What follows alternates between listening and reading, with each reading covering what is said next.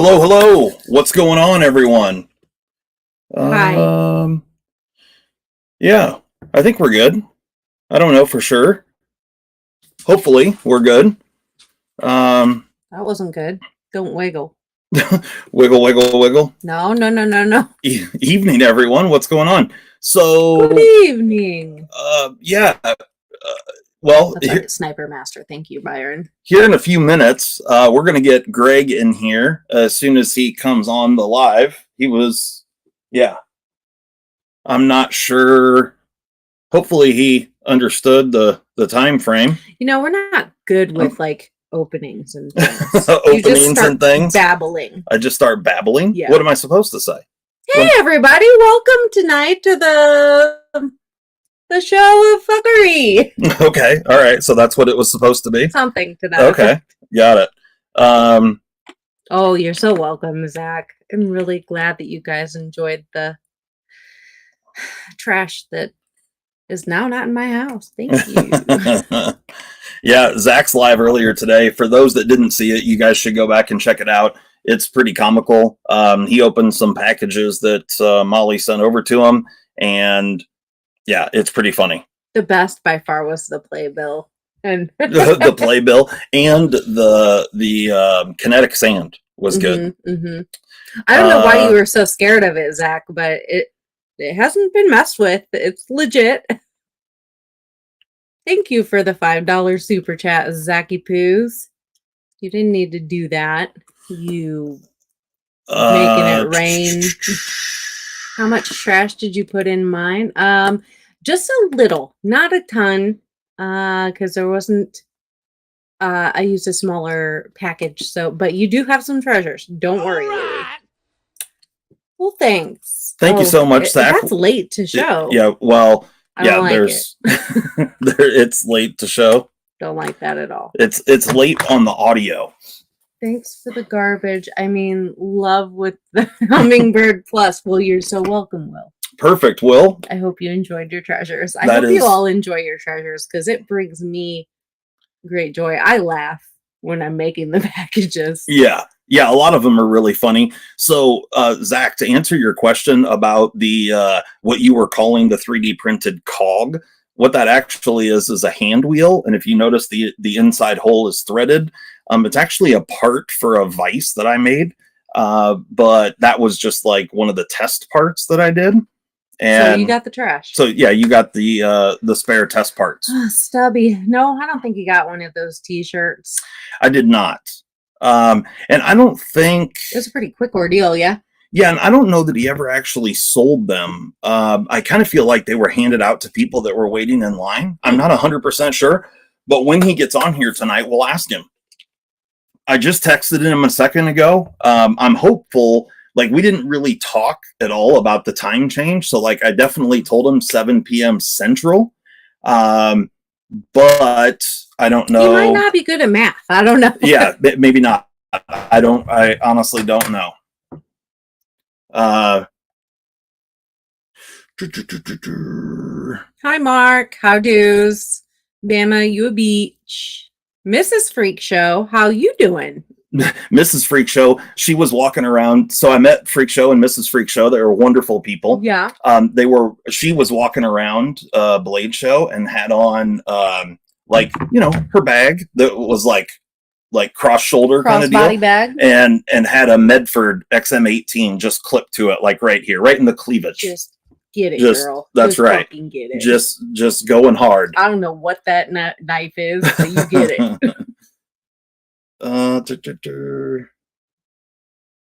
Hold on just a second. I'm sending a text message here. Long Island knife guy, you in here too?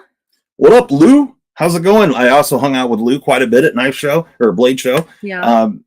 Lou's a great guy. Moving out to Long Island. Yeah.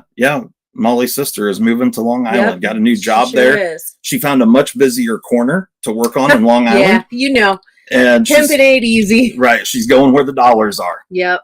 So are we allowed to roast Mr. Medford? I don't care. That's we're just totally here to have fun. Yeah, we're not here to get political and ridiculous and, you know, just have a good time. Yeah, this isn't like this is just for fun. Yeah, for fun. In me time. If the old biddy ever figures out. Right. I'll grow broke, Long Island Knife Guy says. Yeah, we had a good time. She's the redhead. It's not real red. I got a free Chavez shirt at Blade Show and wore it the other day, and my South American wife asked, "Why are you wearing a communist shirt?" Different kind. Different kind of Chavez. Yeah, different Chavez. Funny. That's funny though. I like that. All right. I had to text a work. So I've been off work. You guys know I've been off work for like 10 days. You know, I had a great time at Blade Show. It was a ton of fun. And then I left directly after Blade Show and went south to go visit my son. And it was a really good trip. I'm super pumped that I got to go down there and be with him for a little while. You know, it was a lot of fun. We had a really good time. He actually took me out onto the flight line, which was a ton of fun. It was super cool to see.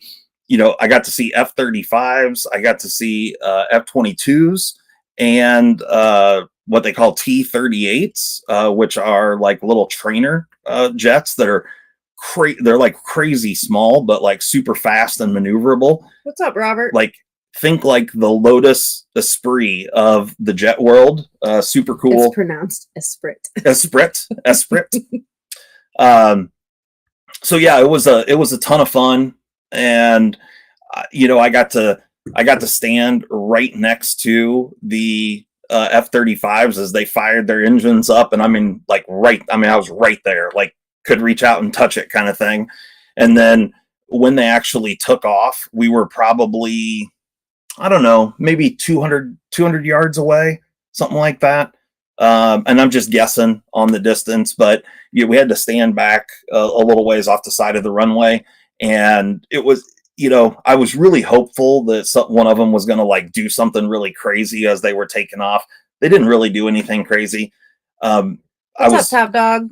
I was really wanting the F-22 to like, because they have thrust vectoring. If you guys don't know what an F-22 is, go check it out. It's pretty sweet. And they can do some like super wild stuff because of the thrust vectoring, but he didn't. He just took off normal. But lame. They were straight up on the afterburners, and you know, some AB action. You could see them lit up in the back as they were taking off. Oh well, 2 on the 22, 1 on the 35. If you guys are not familiar with an F-35, it looks like a sausage that's got short, little, tiny, stubby wings. Like, it's crazy how they tiny go real fast like this. No, they don't go real fast like this. It's crazy how tiny the wings are. And the engine is just ginormous. Like, that thing is just brute power. Just stuff it in there. What's up, Tim? Really, really cool. What up, Bama? How you doing, man? Tim S., what up? Mimo, how's it going? Vectoring? Is that what the kids are calling it these days? Yeah, thrust vectoring. That's something that the kids do. What's up, Eva Lee? Am I getting text messages back here? Oh. I've seen that a million times. Oh, have you seen that? Okay. Yeah. Old news. Got it. News, Zach. Zach just sent us a text message here. Are you calling me a pig? Is that what? That video of me. Earlier today, Greg was like super fast to text me back, and then right now he's not so much. He's gonna make a liar out of you. Oh, here he is. Oh, here he is. We're not a liar. All right, guys, we're gonna bring him on right now. Here we go. The man, the myth, the legend, Mr. Greg Medford. How you doing, sir? Good. How are you guys? Oh, I'm doing wonderful. Wonderful. We I didn't know if I was clear enough about the time change, like, because I said 7, but it's Sunday and I'm off my schedule, so I was doing electrical work and I was just a retard. Perfect. That's fine. That's all good. I'm going to turn some volume up here for us. Love your hat. Thanks, man. Thanks, dear. It's fine. You can call me man. I don't care. So this is my wife. I'm not easily offended. Yeah. We're unoffendable, so don't worry about anything you say here. All right, then we'll not do any t-shirt designs then today, okay? Yeah, some people have already asked in the chat, and because I was unclear about it, were you actually selling the t-shirts, or were they just given away to people in line? So every year I, on opening day, which is kind of the busiest, most engaged day, I try and shake everybody's hand in the line, which is usually like somewhere between 6 and 10 people. So I work the line, and every year on Friday I give out shirts. So I think we did 400 or 500 shirts this year. And I basically told everyone I was handing it to, I'm like, hey, kind of edgy shirt this year. Check it out before you take it. And being everybody and shake their hands. And, I just try to do a little stand up and kind of work the crowd a little bit and have some fun with them, because they're all out there paying a life tax, being in line waiting to support, the show. That's cool. Yeah, absolutely. That's super cool. And, of course, you guys, everybody knows, anybody that's in the knife hobby knows that this shirt caused all sorts of drama.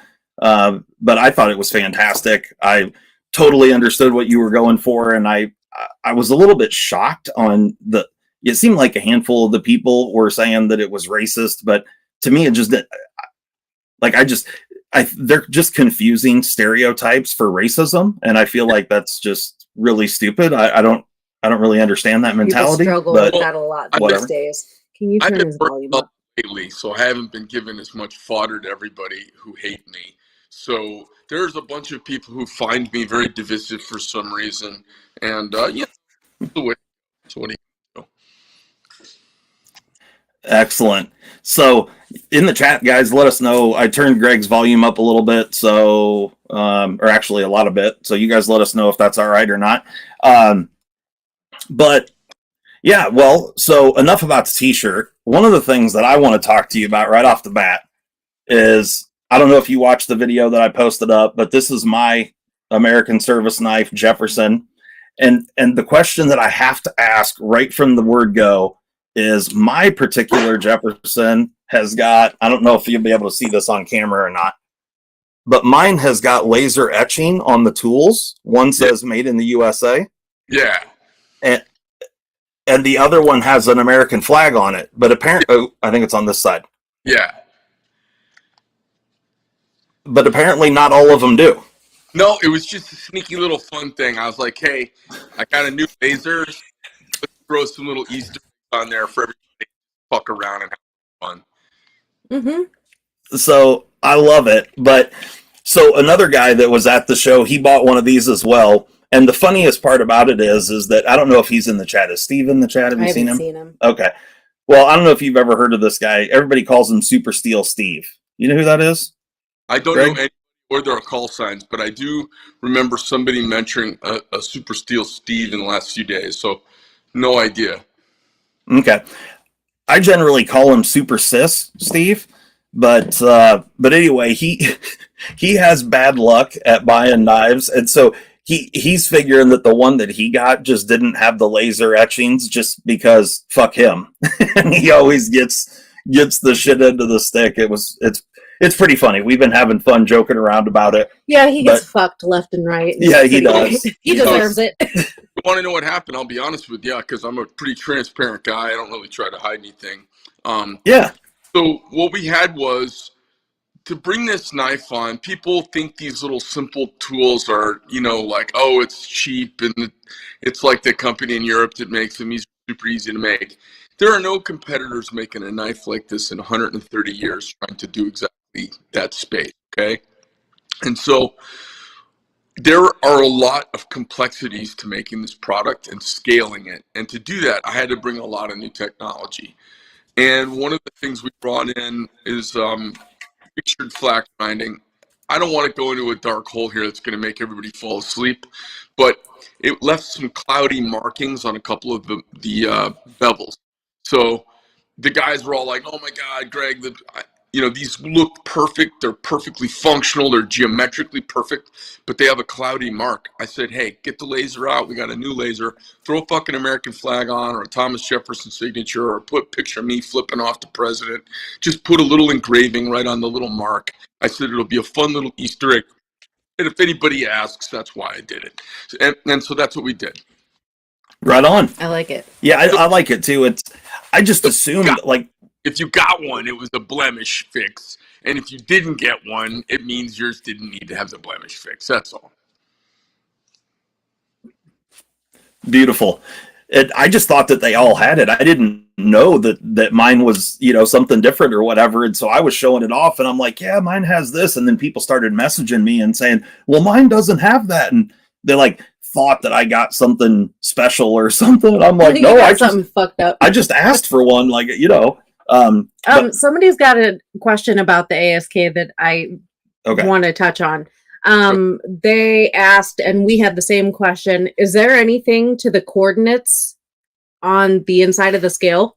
I was going to get there. Well, I mean, somebody asked it, so. Yeah, they can look up. If they answer the coordinates, they'll see what the deal is. So it is a location. So I did look it up, but I was unclear if that's for sure what it was. And so is there any backstory about that location? Well, once you look it up, you'll know what it is.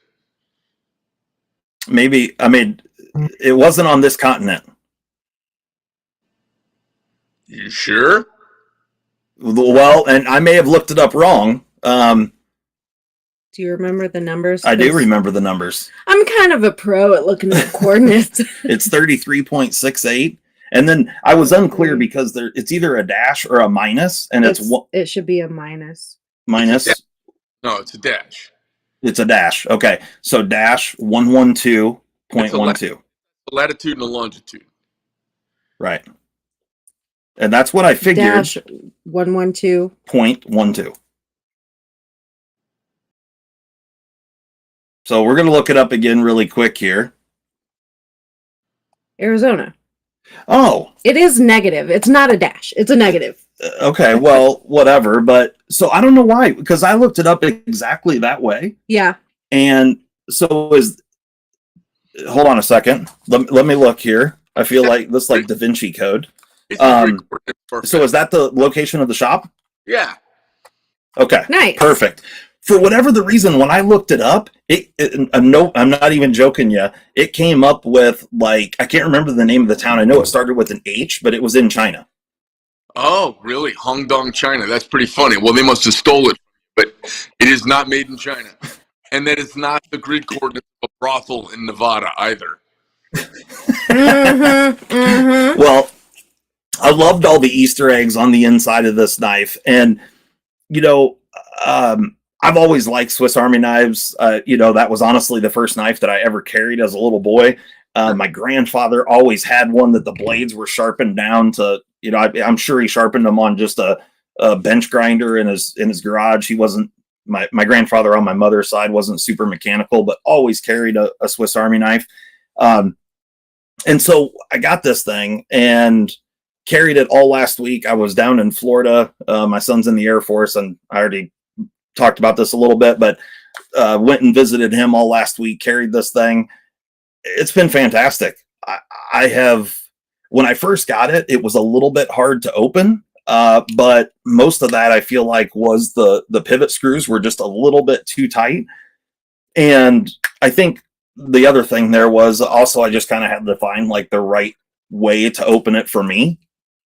Yeah, a little geometry where if you're not, a lot of us tactical folder guys, we're not used to carrying slip joints.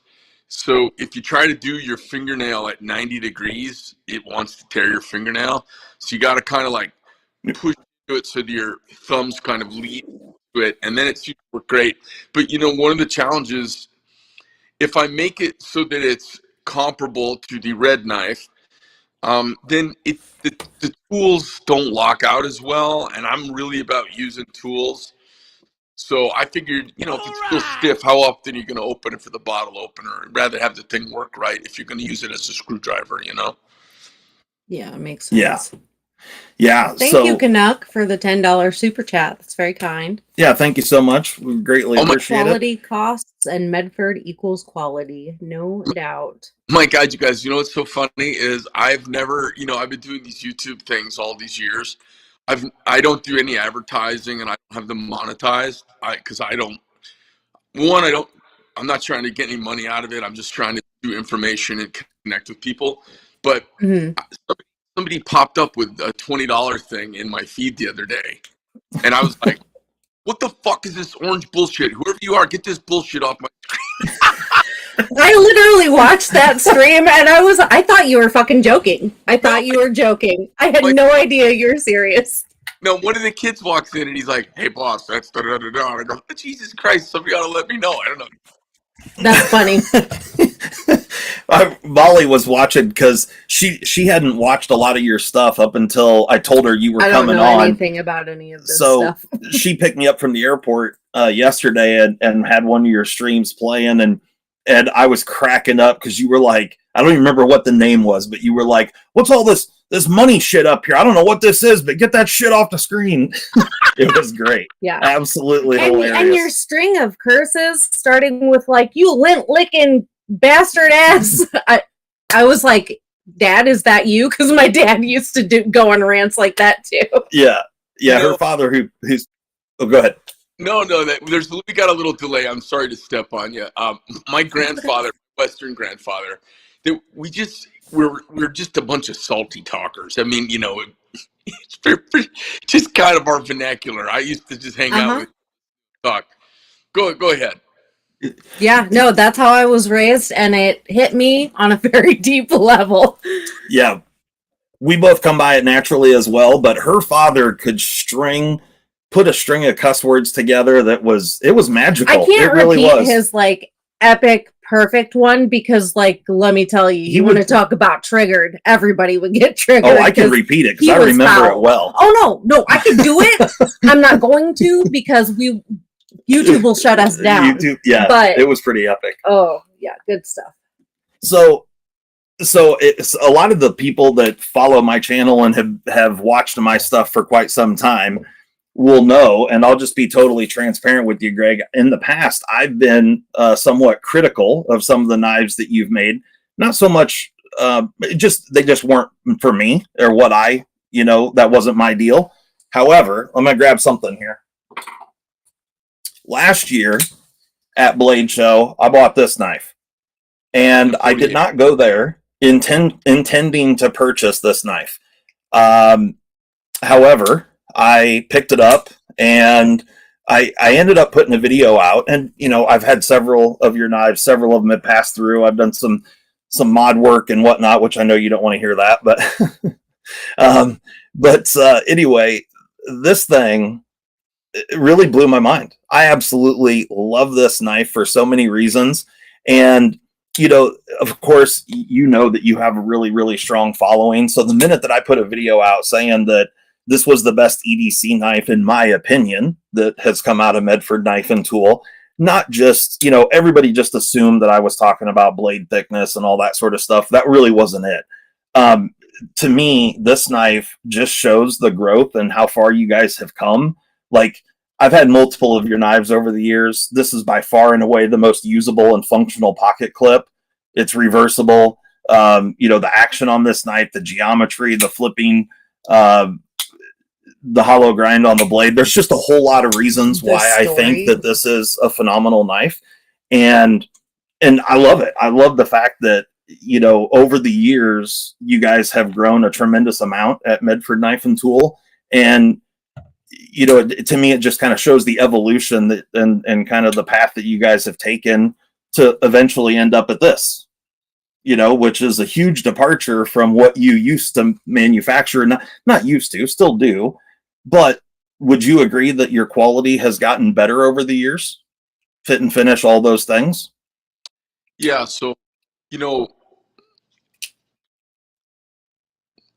it's a strange thing that happens. I popped on the knife scene as a knife maker. You know what? Maybe this would be better sideways. Okay. There you go. No, I'm not so shrimpy. There's a strange paradigm as a knife maker that happens, okay? And I didn't know this. I just thought it was 2009. The economy had tanked. I wasn't sure if I was going to make the payments on my house. I convinced this guy to rent me a building, with no money. I had no money down. I hadn't made my first knife yet. And I drew some knives, and I had a bunch of buddies come check them out, and everyone liked a different knife. I said, okay, maybe I can do this. I started making knives, I did, and I intentionally didn't look at anybody else's stuff. I just always liked knives. And then I saw what it costs to actually make a knife, like what it really Mm-hmm. costs. Not what you think it costs, not the driven down price because Chinese competition. Like, take rent, take your expenses, take your material, take your labor, add it all up, divide by the amount of knives you make, and that's what it costs you to make a knife.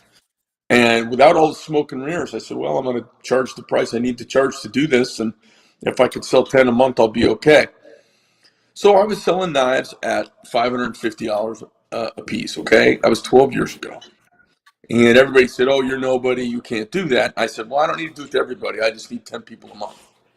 Mm-hmm. And I got sick of hearing people criticize me. So I said, okay, I sat down and I said, I'm going to draw the most wicked knife anybody's ever seen. So when you pull it out, not a fantasy knife, a really cool knife you could use that is just masculine and says, fuck off. And I Fuck drew, you. Yeah. and I drew the Praetorian. I drew that knife. I still have the sketch of it. It took me 5 minutes. And I made the knife, I launched the knife, and I sold 10,000 of them. And so if you look at my very early line, it had small knives and big knives, and I was just trying to find out what I liked and, figure out how to make knives. The Praetorian becomes a hit, and, it's like Stairway to Heaven, right? You talk to anybody under the age of 30, and they know the song Stairway to Heaven and Led Zeppelin. They don't know anything else.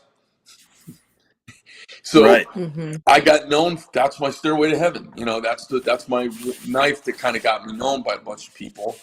And while that knife was being made, I built a company around it. And as soon as I did that, I did what any person would do when you start having a bunch of responsibilities. You spread load, your risk, and you try to diversify what you make. And I started making other things to satisfy a broadening. I could satisfy that crazy chain, big ring, gigantic knife guy, but what happens if they change their mind? What happens if the market shifts a little? So you start coming up with other things to satisfy not those people, but other people as well. And that's kind of how those knives came to be. I like little tiny knives as much as I like big knives. It was just Yep. that I started with some big knives because I was a former Marine. The wars were going on. It was what my mood was. And then I just sold a shit ton of them. So I got known for doing that, and I got in that lane, and I just built a company around that. And then what happened is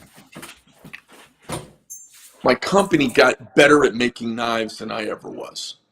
So if you get my early knives, I didn't understand fit finish. I didn't understand the retail market the way I do now. The knives I make now are way, way, way better. And I have knives. I mean, every now and then we'll get one of my first 100 knives in.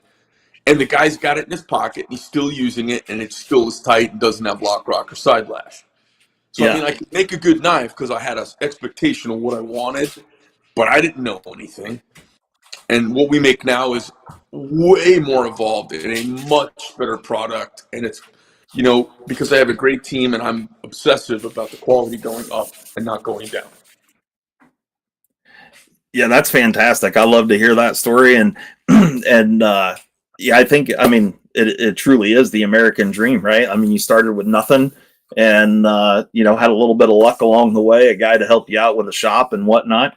And Hard work. yeah, hard work and made something happen, and I love to see that kind of stuff. And I just for me personally, and it's not that I dislike knives like the Praetorian, I just don't carry those. And now Yeah. I Hey, just so love you know, I don't carry one either. right. Yeah. And for me, like I live in Iowa, we have a small farm. I just don't want something that heavy in my pocket, but I do like big blades. I want blades that are large enough to do work and whatnot. And so, this thing being 3/8 of an inch thick, it's a 4-inch blade or damn near 4-inch. The size of this is absolutely perfect. And I want a knife to perform really well, and so I love watching the journey, and I love to see where it's come. And then when you came out with this, of course, I'm good friends with Ben from Jack Wolf. So Ben and I had been talking about this. I knew that you were doing this, You knew it last was year at coming. Blade Show. I Yeah. knew it was coming, and I was in total support of it. I love the mission. I love the whole idea behind it. And it's really exceeded my expectations, honestly. To me, I think it shows just how far you've come and how dedicated you are to making a really great quality product. Everything about it, the fit and finish on it is spectacular. And just because the style of this is like the red ones, to me, this is a completely different thing all the way around, because this actually is like a hard use tool, where all the red ones are really not. I mean, they're like letter openers, and then they, have got a bunch of other tools that can serve a purpose. And if you don't mind me stepping in, Yeah. I'm in awe of what that company has been able to do, and I'm in awe of the amount of tools that they've been able to bring. And they've had 130 years to do it. Mm-hmm. But I'll tell you, they've never satisfied me, because I don't need what everybody else can fit into a knife. I need a knife that's got a good blade that I can actually use like a knife every day, and I need a couple tools that are useful to me. And so I basically said, someone said, "Hey, what's your 3-tool knife?" It's the Jefferson. I want it because all I do is break or bend the tips while I'm prying or jimmying or getting underneath the screw head or prying on the edge of a screen, or I'm trying to get something to open up, or I'm trying to pry on a can lid, or trying to get a drawer that's stuck. I mean, it's just the thing I need all the time is a little chisel / pry bar. And that's the tool that I used most this past week. I use that tool, funny. and the way it is on the knife, the way it works, it's sharpened just enough to make it a super useful scraper and get into tiny places, but it's not sharp enough to cut you. So it's perfect. It we really had a is. bunch of discussion about that, and the one that I was carrying was razor sharp. And I told everybody, I said, we can't send them out that way because guys aren't used to having an end sharpened, and everyone's going to go to the fucking emergency room if we send the knife out this way. I said, so Yep. listen, I told my guys, I go, I want a suggested edge on it down to a blunt so that it's not razor sharp. And if a guy wants to stone it and make it sharp, he totally can, or a gal. But let's send it out with a suggestive edge. They can get in, it's a little stronger, and it's not just going to be slicing people open.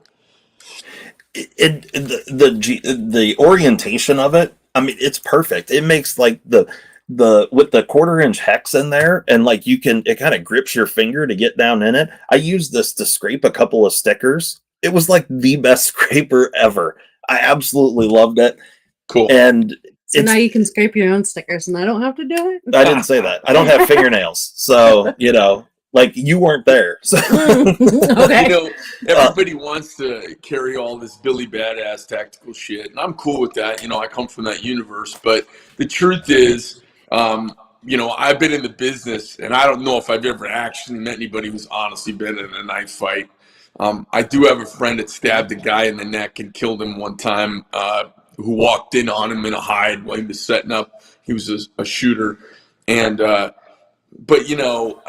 there's nobody knife fighting out there for the most part. It's opening up boxes, scraping off stickers, peeling off the things, scraping some tape off this. You got everything there, and you got to pry on that. And that was the cool little knife that I wanted to make, I could never have made that knife when I first got started. Too sophisticated. Yeah. No doubt. And the way all the parts fit together on the back springs, I mean, I love it's really fantastic. It's ingenious. I love the way everything fits together. In my video, I disassembled it and reassembled it. And one of the questions that I had for you was when the blades do become available, which by far and away, as far as just from an aesthetic point of view, the Sachs blade, absolutely love that one. Yeah. Will the blades come with another stop pin? You mean instead of the one that's there?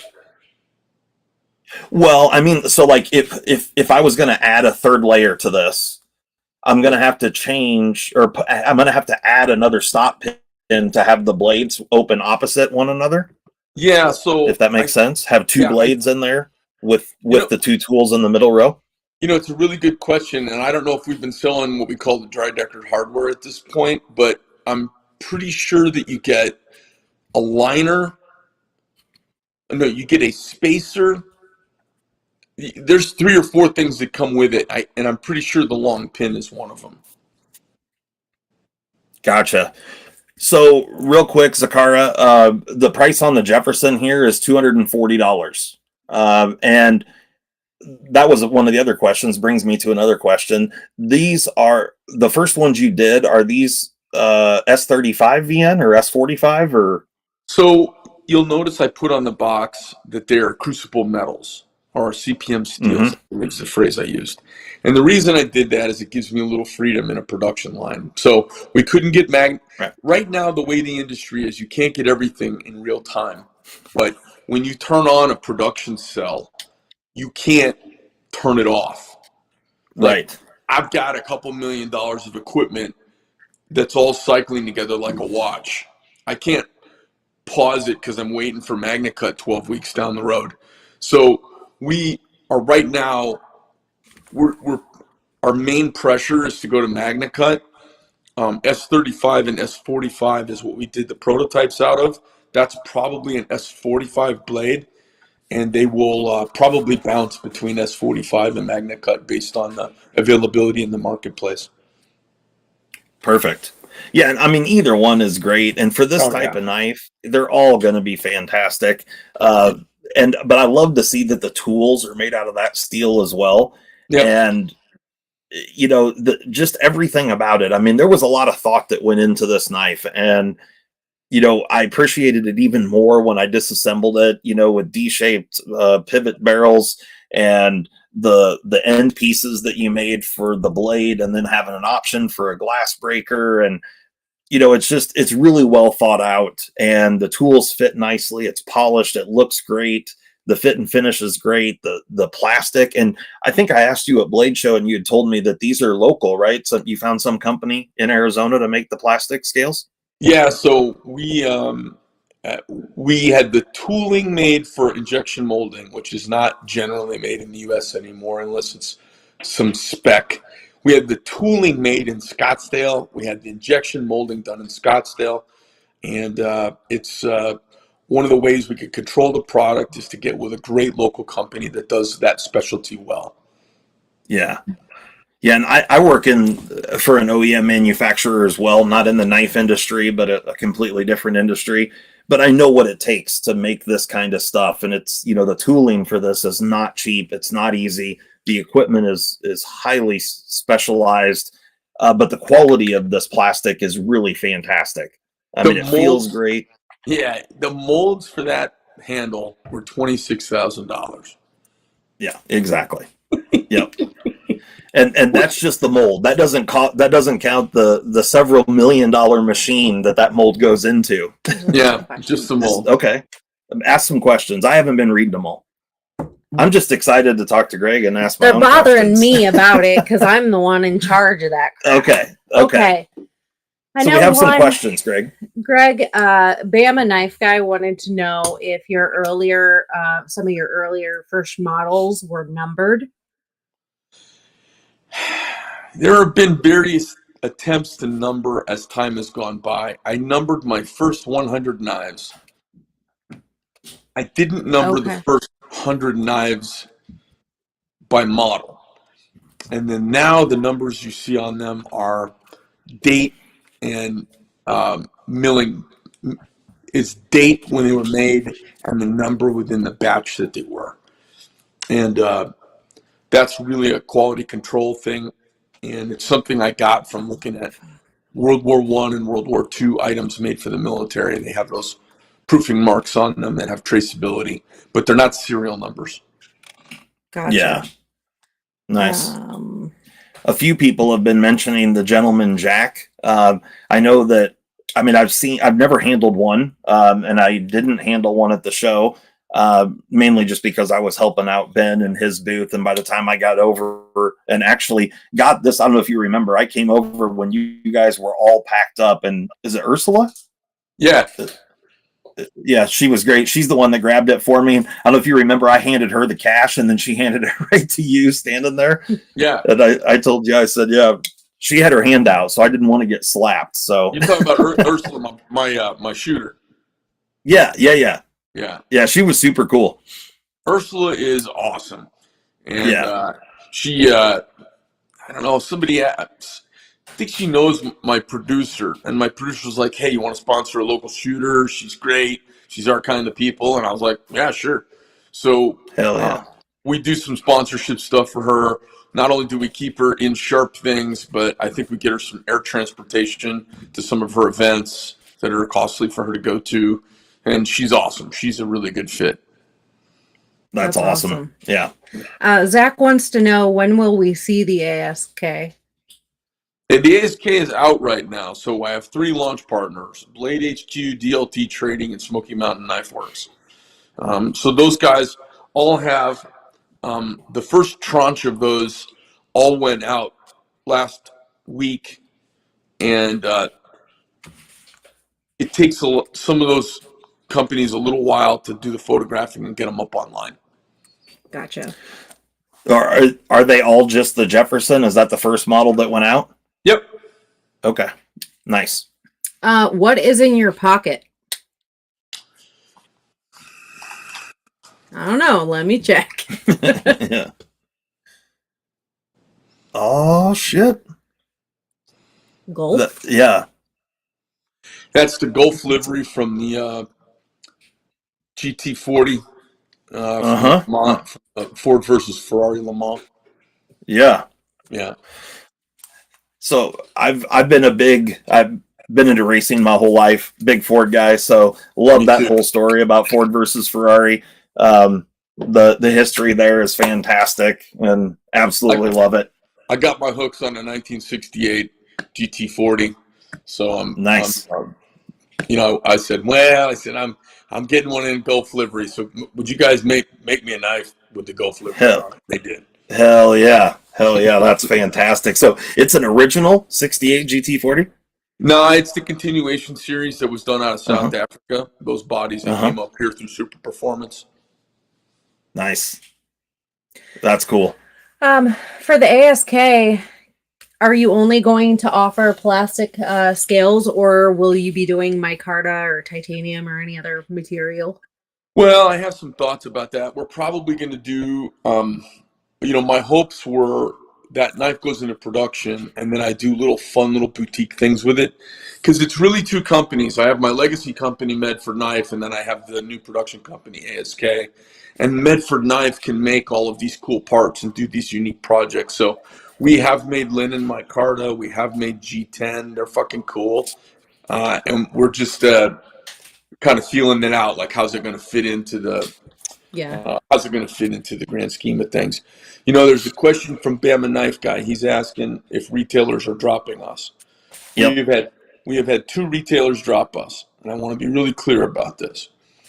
On the list of Greg Medford Knife and Tool antics and shit that's been said in the last 12 years, this T-shirt is a 2 on the Richter scale, 1 through 10. It's a 2. So yes, I fully agree. I've been dropped by people before. I've been given a talking to by folks before. What happened was the ones who have notoriously dropped me are Knife Center. They have been for sale for quite some time. They've got kind of a chip on their shoulder against me. They think they don't, but they kind of do. So either their politics sympathize the other way, or they're just so corporate scaredy they want to avoid anything. And I don't want to say anything bad about them. I really don't. I don't know what the internal machinations over there are. My sense is they're not totally comfortable with me and my politics, so that anything I do seems way more incendiary to them. Because this is a tempest in a teapot. That whole thing. So to give everybody an idea, the entire company, that entire company. There are 2 companies in my entire roster who had special payment terms. They were one of them, and it's the second time they dropped me. Okay? And Yeah. and they do less business than a Circle K dealer in Alabama. And then and they do big business with other folks, so they're way bigger than I am, but they just don't move my stuff. I don't know if it's I'm sure, like many things, it's a combination of a bunch of factors, okay? Mm-hmm. But they just don't move a lot of my stuff, so it's easy for them to tell me to fuck off. And so good for them. The second one is GP Knives up in Illinois. They dumped me also. And they are the other company that had favorable terms with me. The only 2 in my entire roster. Now, I called them up. I called both of them up. No, actually, Well, in fairness, Knife Center dropped me online and I never got a word from them. I just called up to verify it was true, and one of the employees told me it was. So I still haven't heard from them. GP, I called up. The Wow, owner that's answered. kind of cowardice. Well, it's just corporate how they're handling me. And so GP Knives, I called them up. He took a phone call from me. We talked for a few minutes, and he basically said, hey, I don't know what you're going to do next, and I don't want to have to deal with this. And so we made a team decision to drop the line. And they don't sell much of our stuff. I wasn't heartbroken about it, but I don't like moving backwards in life.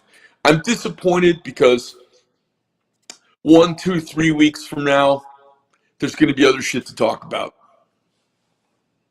right. Yeah.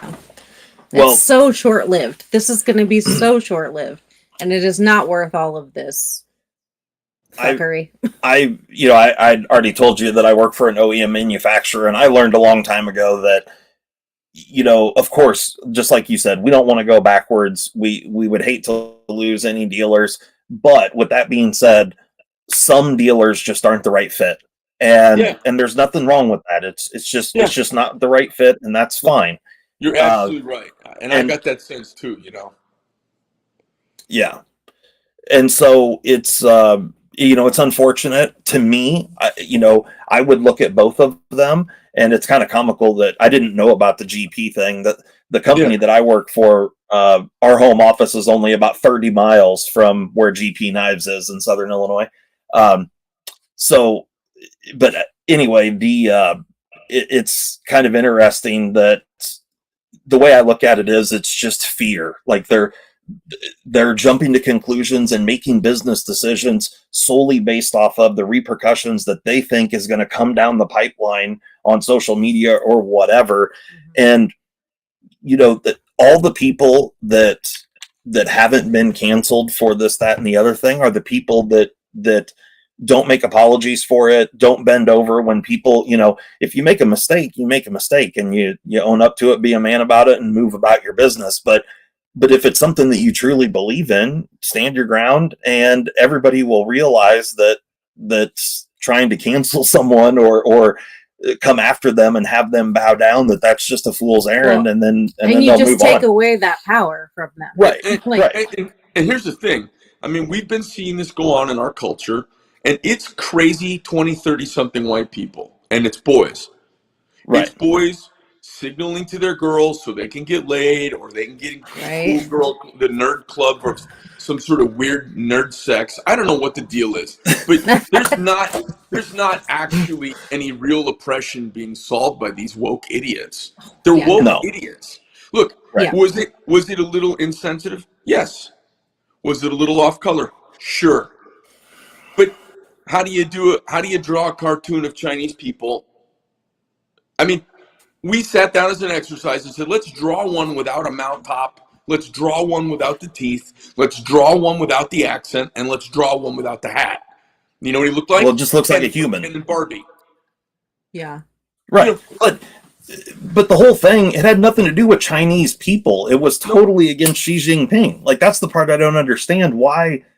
Like, I'm just going out on a limb here, and I'm very confident that you don't have any issue whatsoever with Asians or Chinese people. However, I think most people, or most Americans anyway, should have an issue with Xi Jinping or Mao, or just list off any dictator. And and that's really what the whole thing was against, was him, not the Chinese people. Like, I don't get it. I don't understand where people are coming from with that logic.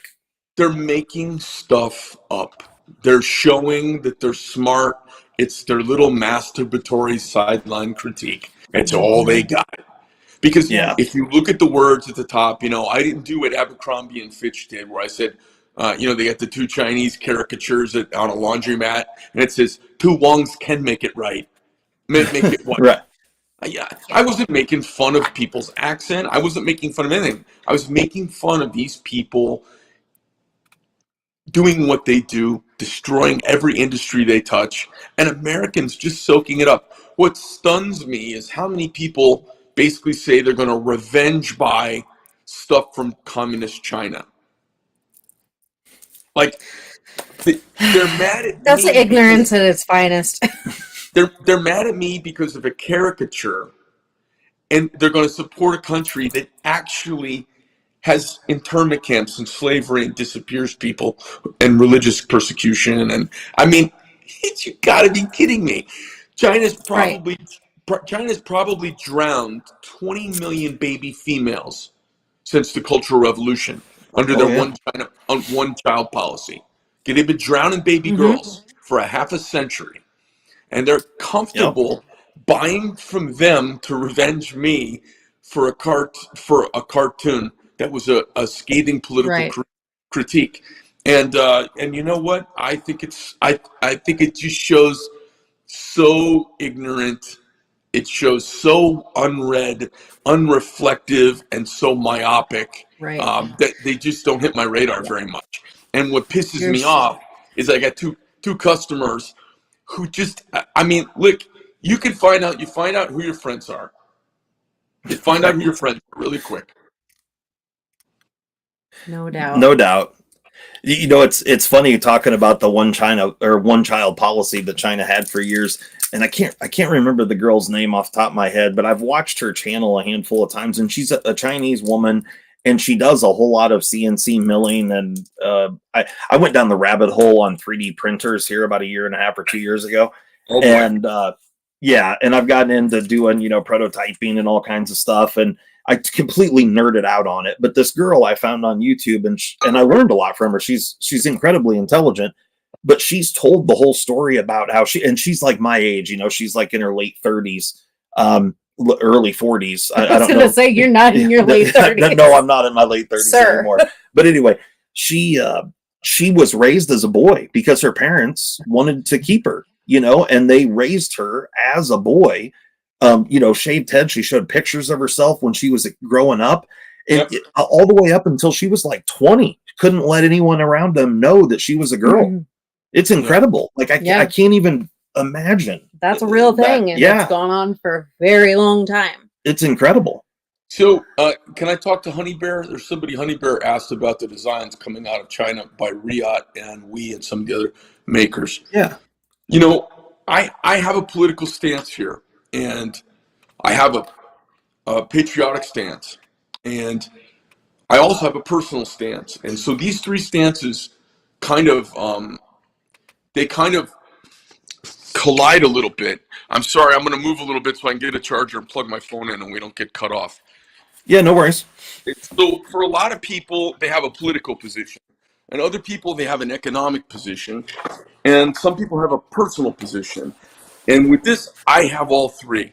I am an ardently patriotic guy. I had somebody interviewing me at the booth, and they said, "Man, you're not faking. You actually." It was actually the owner of DLT. He goes, "You're actually willing to sacrifice your company and your success to make your American point." And I said, "Yes." And we're so jaded by people who are just whores for the money that people don't even understand that.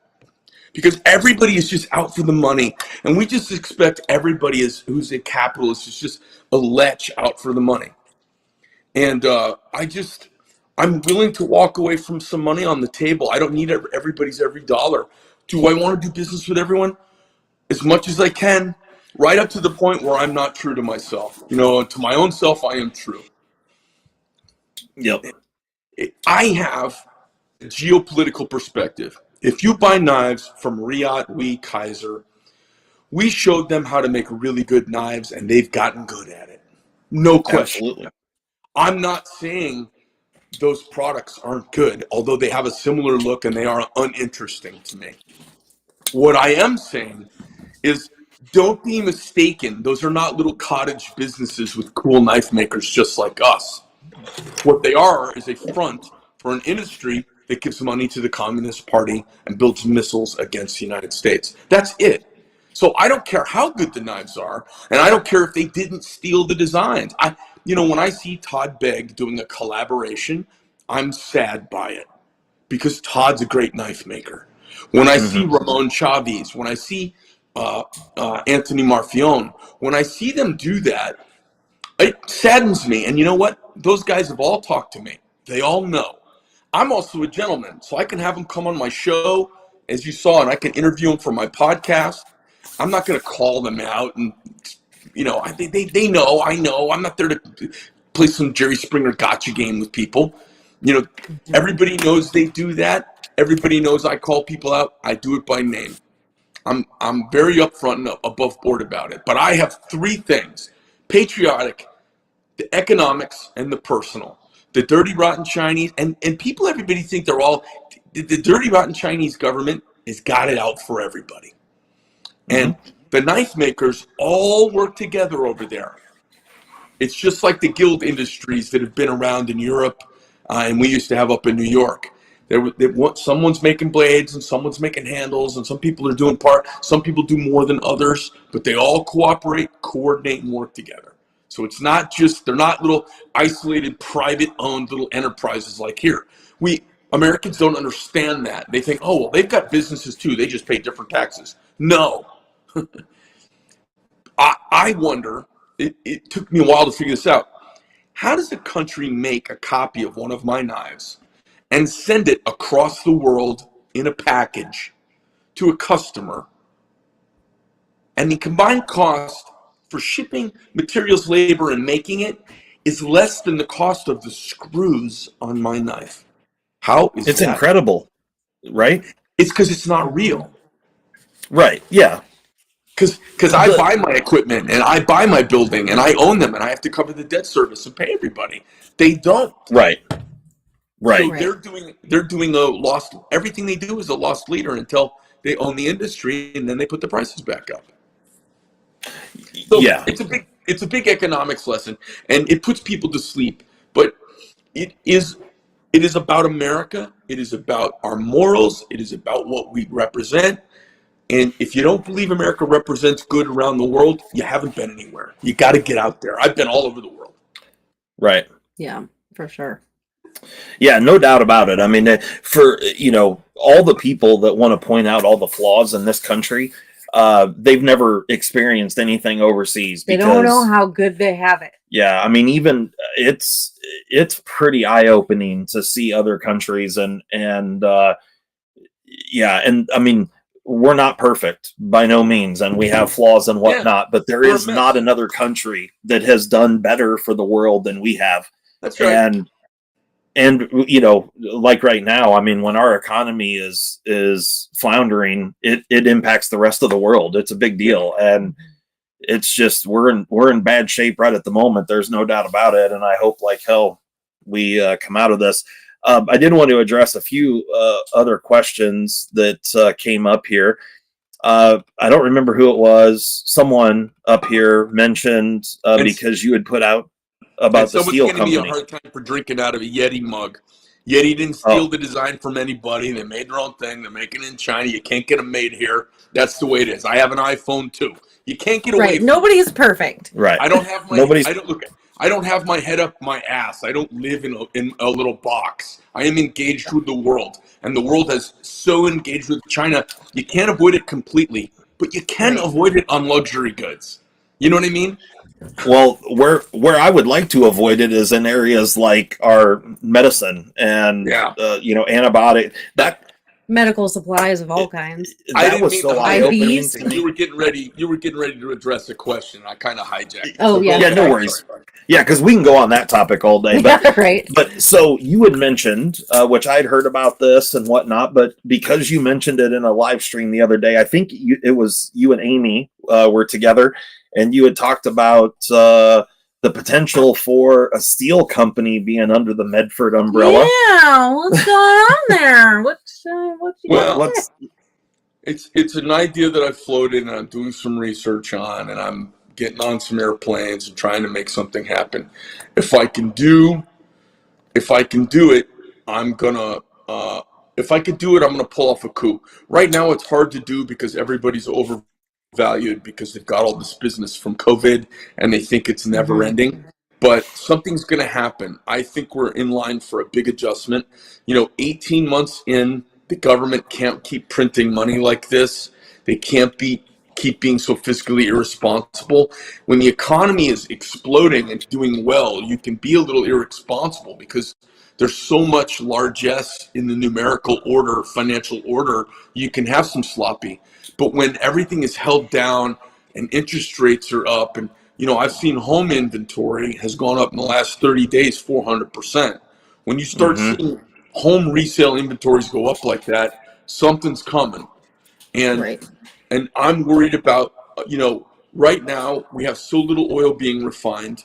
If we have one terrorist attack, if China invades Taiwan, there's any number of a bunch of things. I was crazy after hearing him talk to you.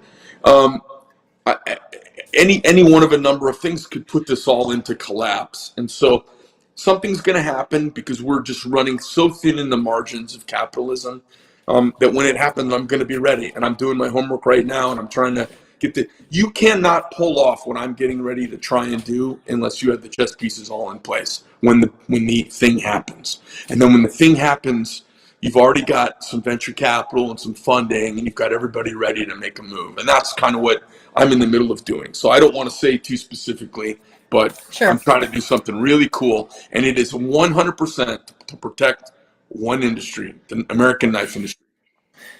Yeah, that's fantastic, and I love the fact that you have the bigger picture in mind.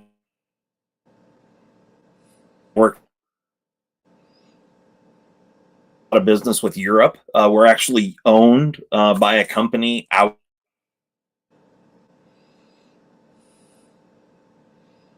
back in 2012 by a European company, and Wow. yeah, the thing that COVID has taught me is that all the just-in-time manufacturing, which is an incredible marvel to see in real time. It's amazing what we're capable of. However, it also shows how fragile everything is, and you throw any disruption into that process, and I mean to tell you, it is a total chaos. And I mean, we have been fighting this since day one with the shutdowns and whatnot. And I mean, and dealing with the European Union and all that stuff, it's incredible how much it's affected everything. And right now, all the companies that are functioning are incredibly busy. Like, we have the most backlog of work that we've ever had in our history, and I'm sure you're the same way.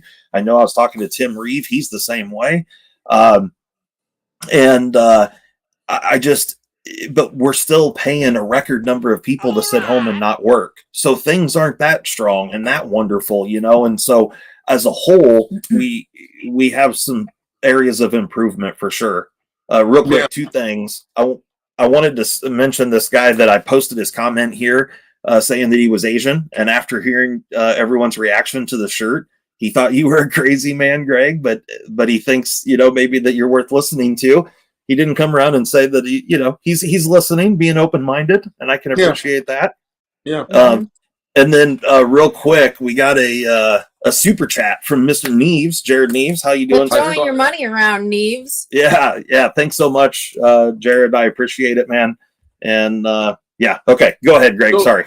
Well, three things, okay? First of all, Semper Fi to the guy who yelled it at me.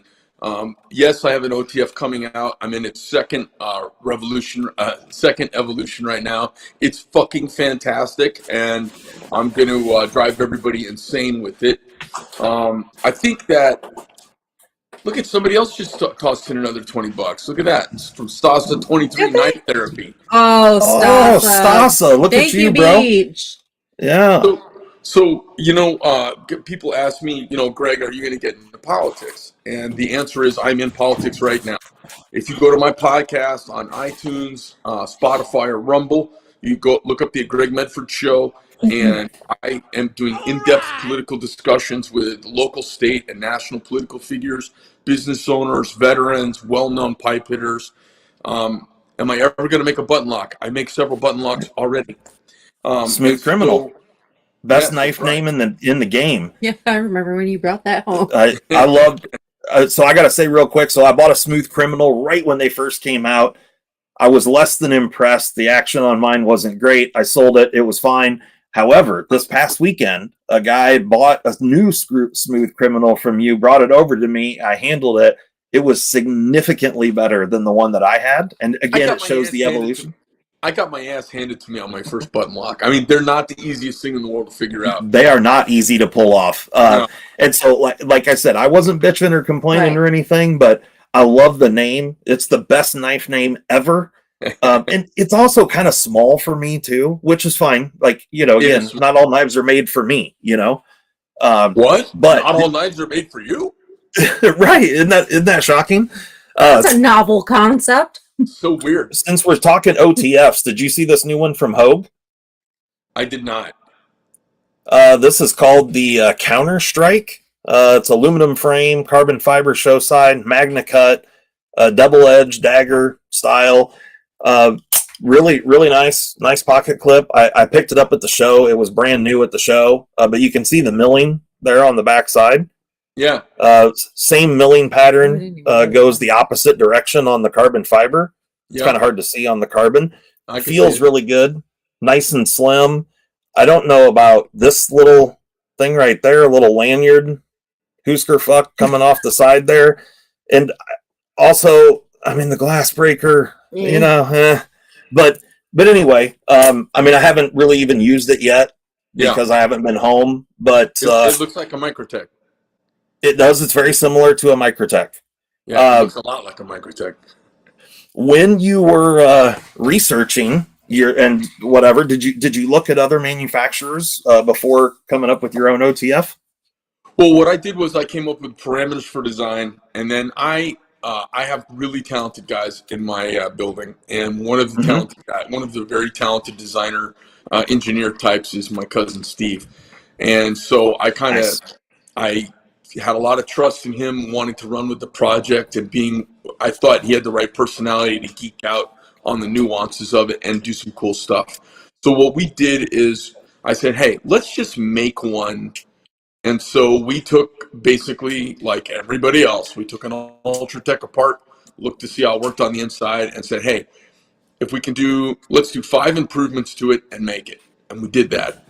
And then I said, you know what, it's not enough. And I said, and Anthony's a friend, I don't want to jump into his space so close. I go, let's do something radically different, and let's do different technology on the inside. And so we came up with some cool things that we talked about, and then my cousin, he integrated some really cool innovations, just sitting there drawing it and thinking about it. So it's got a lot of new stuff. It's really interesting. And I love that. I think most people with an OTF, it's like there's a fucking handle and a sharp thing goes in and out of it. But when you open them up, they're elegant on the inside, and I love seeing what a designer's thoughts are. If I open up a knife now and I basically see it, a Marfione knife, I think uncreative knockoff knife maker, they should go get a real job. Yeah. I have you taken apart and looked at the internals on a Guardian Tactical? I don't know who Guardian Tactical is. Okay, so they're from what I understand, and I don't know this to be 100% true. I've heard in the past I think it's just a couple guys making OTFs. They're out in Pennsylvania, and they make a fair number. I mean, they have multiple different models, and I think one of the guys that started Guardian Tactical was working for Marfione. I'm not 100% certain on that, but that's what I've heard through the grapevine. However, the knives they're not a carbon copy of a Microtech, and the mechanism is different. It's very unique. And the way they did the little dogs that flip up to catch the blade in and out, I don't know what, I'm going to call them dogs, but Yeah. In my opinion, they're actually better than what Microtech did from an engineering standpoint. And I really geek out on the mechanical aspects of stuff. And so the other thing that they did was they have a hardened piece of sheet metal that sits underneath the switch. It's a spine fired switch. Oh, I know exactly what company you're talking about now. It's got 3 ceramic balls that slide on it. Yeah. And I think, that's some pretty cool in it. It's a simple thing, but I don't find it makes it nice. I don't find that interesting. With the ceramic under there? Yeah, putting the little metal, doing a more expensive thing to fix a problem that's not a problem. That doesn't interest me.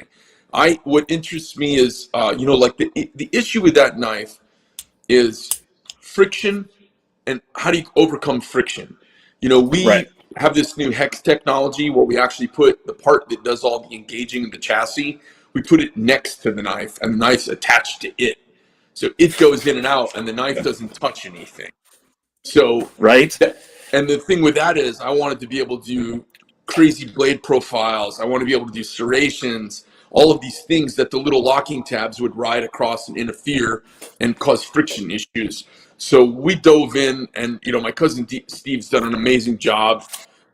We're trying to come at the market with not only a kind of cool product that's got a lot of freshness to it and overcomes some classic, look, there's nothing wrong with an Ultratech or any of those. They work. Can you make them a little better? And are you fixing a problem that doesn't exist? Sometimes you're just making a car a little bit better. Sometimes this year's Porsche, it's just faster. And that's what we wanted to do. We wanted, my cousin did some really cool stuff so that when you open it up, nothing goes and shoots and springs anywhere. So that's awesome. That doesn't sound like a big deal to somebody who just looks at a picture of it. But guys who like to take them apart, they're going to go, oh, I like Medford's the best because when you take it apart, they made it so you don't lose stuff. It sounds like nothing, but it's something to me because I'm a knife maker, Right. So the Evil E just asked an interesting question. I don't know if you can read that on the screen there, Greg. I'm backing up. Greg, what are your thoughts on companies like Spyderco? Okay, so I have no problem with people having stuff made in Taiwan. They're a great global neighbor. They're a democracy. They don't imprison and disappear people or oppress people. Okay? They're a good global and they're American. As far as I'm concerned, Taiwan, those people are patriotic as hell. You've heard me. I've said it in my videos. I'm like, they're more American than half the Americans I know. And then, yes, sir. And Japan, the same. I mean, I'm not a xenophobe. I don't dislike foreigners. That's not the case at all. Right. I'm not America only, the world fuck off. I'm not like that. I'm just saying China. It's just China. Look, I wear Nikes. Yep. I have not picked up a pair of Nikes in years that didn't say made in Vietnam. I don't have a problem with Vietnam. Right. Indonesia. By the way, that's funny because I absolutely do not buy Nike products typically because of their Chinese history.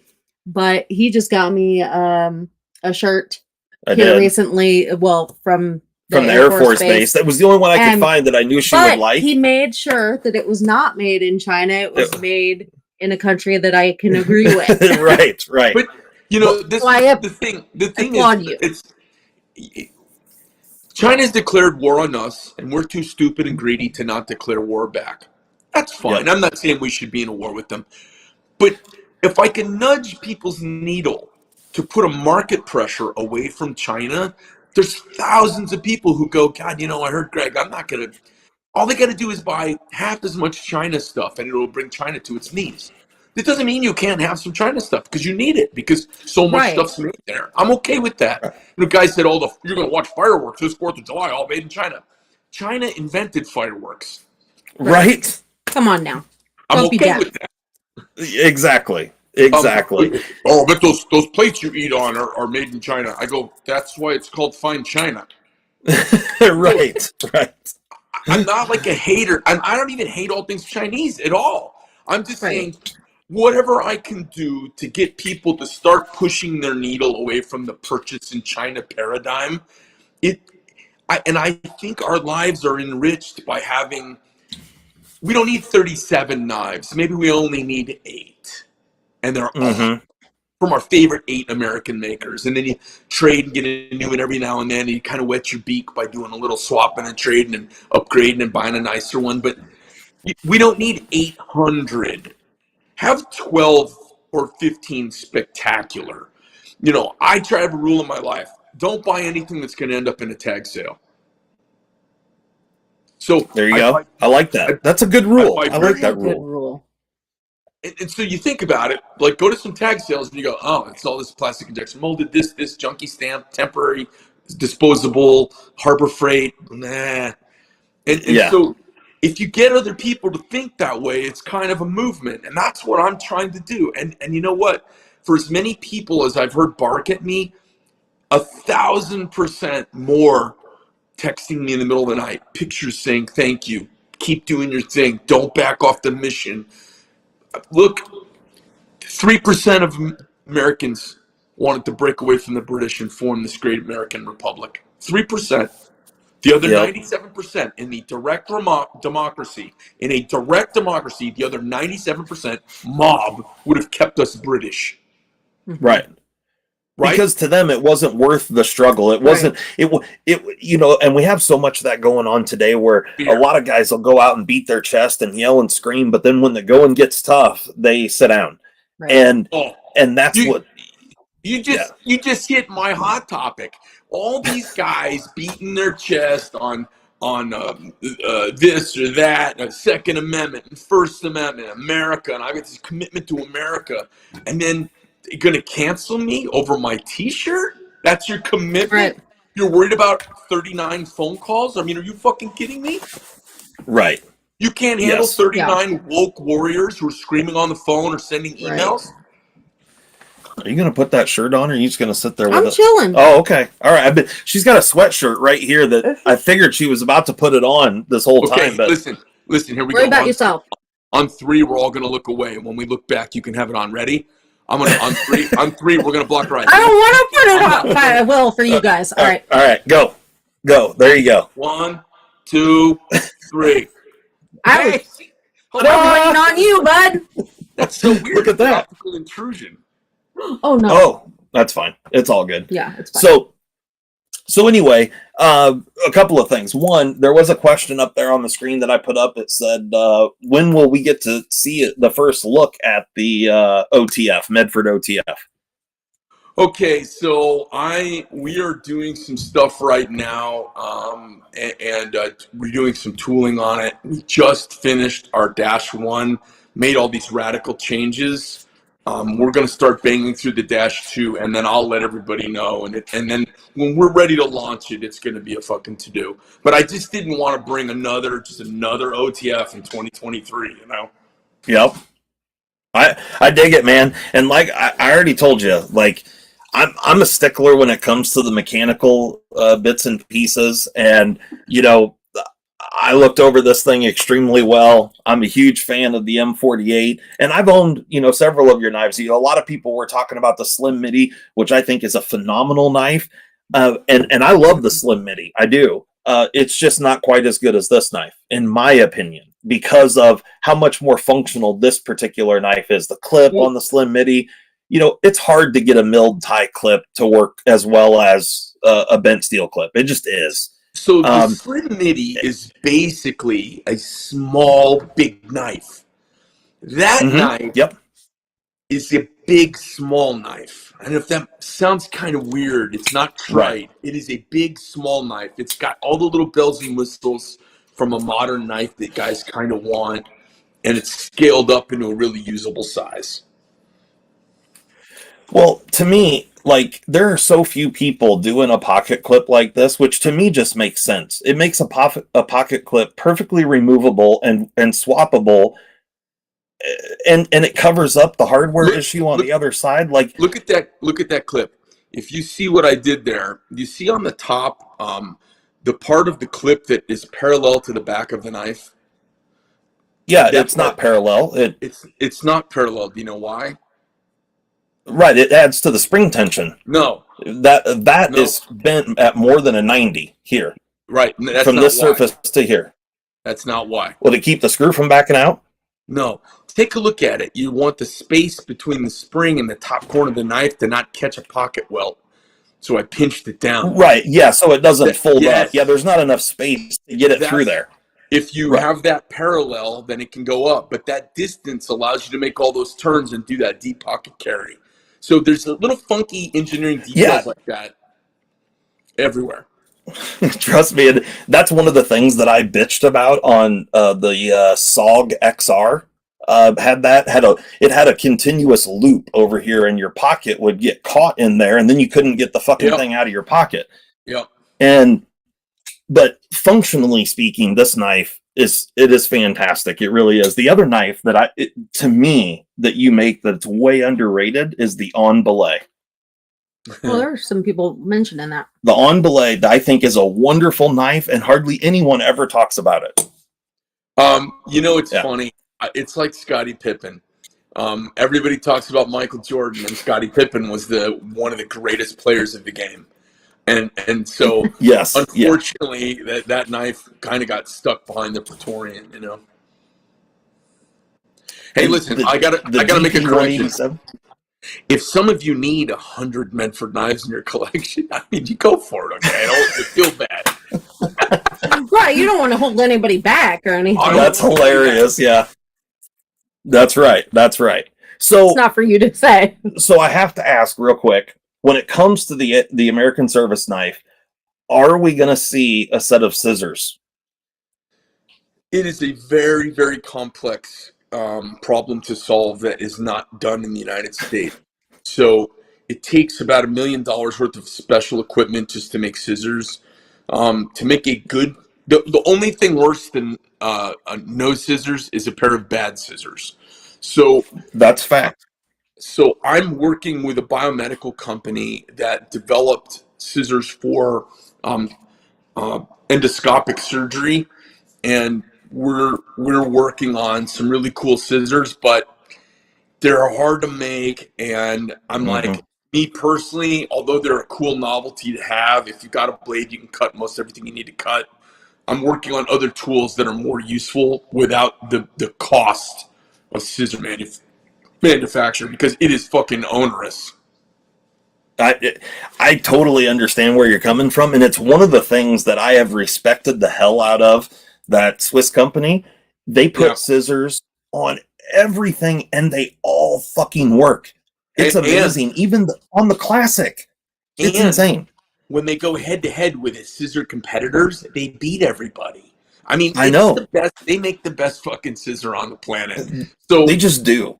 So I'm not quite and I'll give it to them, because scissors are not an easy thing to pull off. Like, most people, I'm sure, think, oh, it's just two pieces of it's not at all. Like, if you ever look at a really good pair of scissors, there is a whole shitload of complex geometry going on there that is not easy to pull off. And then to make them fold and have a spring and be functional and comfortable and ergonomic, it's incredible. It's batshit crazy. I would rather, if someone said, would you rather invent a new airplane or scissors? I'd be like, oh, airplane, right away. Right.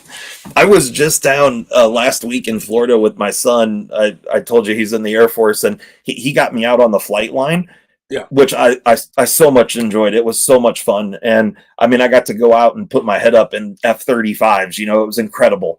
And one thing I realized, because I'd never been that close to one before, I know they're insane marvels of technology and all that sort of stuff, but when it comes to the flight of that thing, it's just raw fucking power. It's just got a gargantuan engine, and the wings are tiny as shit. I was blown away how small the wingspan is and how tiny the wings are. Engine, fucking ginormous. Like, that thing's like a fat ass sausage with two little stubby wings sticking out either side. It's incredible. Well, this guy named Boyd came up with a mathematical equation back in the 60s and 70s. He was an Air Force flight development guy, and he developed this theory for warfare. And without driving you crazy, he basically said, he who commands the highest energy state in conflict wins. So the Marine Corps actually adopts him and adopts his strategy for asymmetrical land guerrilla warfare. The Air Force kind of ignores it, but they start using Boyd's Law to calculate and make new aircraft. And that was one of the things about the F-22 and the F-35 is they used Boyd's Law, which is, it is all about energy management, thrust to weight ratio, being able to manipulate an aircraft without bleeding off with energy. They're so cool now. They're spaceships compared to the fixed wing airplane from 20 years ago. Pretty amazing. Oh yeah. Yeah, it was incredible. And man, the amount of titanium on that aircraft, Yeah. like just the ladder that comes out the side that you can, it's incredible. And there was so much cool stuff that I got to see. Oh, you know, I couldn't take pictures of a lot of it, but I was super pumped to be able just to check out any of it. And I got to see an F-22, which was even more incredible from just an engineering, you know, with thrust vectoring and stuff. That thing is just next level. So it was really, really cool to see that stuff up close and in person, and pretty unbelievable for sure. You know, I used to fly air shows, and I did this air show at Edwards Air Force Base years ago. I was flying a Yak at the time, and I remember talking to the guy who did all the flight test work for the F-22. And we were sitting in this briefing, just pilots for the show, and we get briefed, and afterwards he and I are side chatting, and I see him go out and do his demo. And for any jet, they like to do a, you know, right in front of the crowd, 90-degree bank, max G performance turn, and tell you what the radius of the turn is. In the middle of him doing this turn, he flips the aircraft around for a moment. And the pilots, we were all standing there watching on practice day, the day before the show, and we all went, like, what was that? Right? It does stuff that defies physics. It defies, you're like, okay, hold on a second. What the fuck was that? What did I just see? Somebody just said something on there about me saying, oh, like, I agree with you, Greg. You make a lot of sense. But when you say stab a liberal, I'm not advocating violence ever unless it's against the government, and I'm not far from it. Right now, I'm not advocating violence, and I never advocate violence towards anybody. I really don't. Well, I like to talk. I deal with a lot of prickly subjects with a wry sense of humor and some gallows humor. And I think everyone's forgotten that, you know. Everyone says, oh, it's the most volatile time. No, it's not. We killed 250,000 of each other from 1861 to 1865. The Kent State Massacre. 100%. What was going on in Vietnam? It's not a contentious time. We're a bunch of soft pussies, and everyone's afraid of everything. I'm just not afraid of conversations, you know? Exactly. Yes, everybody needs to bring it back feelings wise and just, you can move on. Choose to fucking move on. Not everything has to be a big to do. So real quick here, Mimo, stay tuned on the Holy Tousers. Those are coming really quick. Shane Gables. So he said, and I heard you talk about this a few times, Greg, but this is the guy that came up and told you that he had to take a part-time job at a titty bar to buy one of your knives, and he had to look at, he said, he went up to Greg and he said, you don't have any idea how many titties I had to stare at to get this knife. Oh, you poor man. It was the greatest rationalized purchase excuse I've ever heard. It was awesome. Yeah, right? The sacrifices that he made. That's great. Yeah, this is amazing. The man right here. Shane Gables is that guy, which is hilarious. Shane's so such a good guy. Sorry for you, Shane. Yeah. Yep. Good stuff. Oh, no actually, I want to show something else here. Let me find it quick. That's not it. Talk to Greg for a minute. So how's it going, Greg? Pretty good. So, I'm an Aries. I don't like long walks, but I'll go on drives. Do you like, I'm a Pisces. I like to shoot guns. I'm a master sniper. Yeah.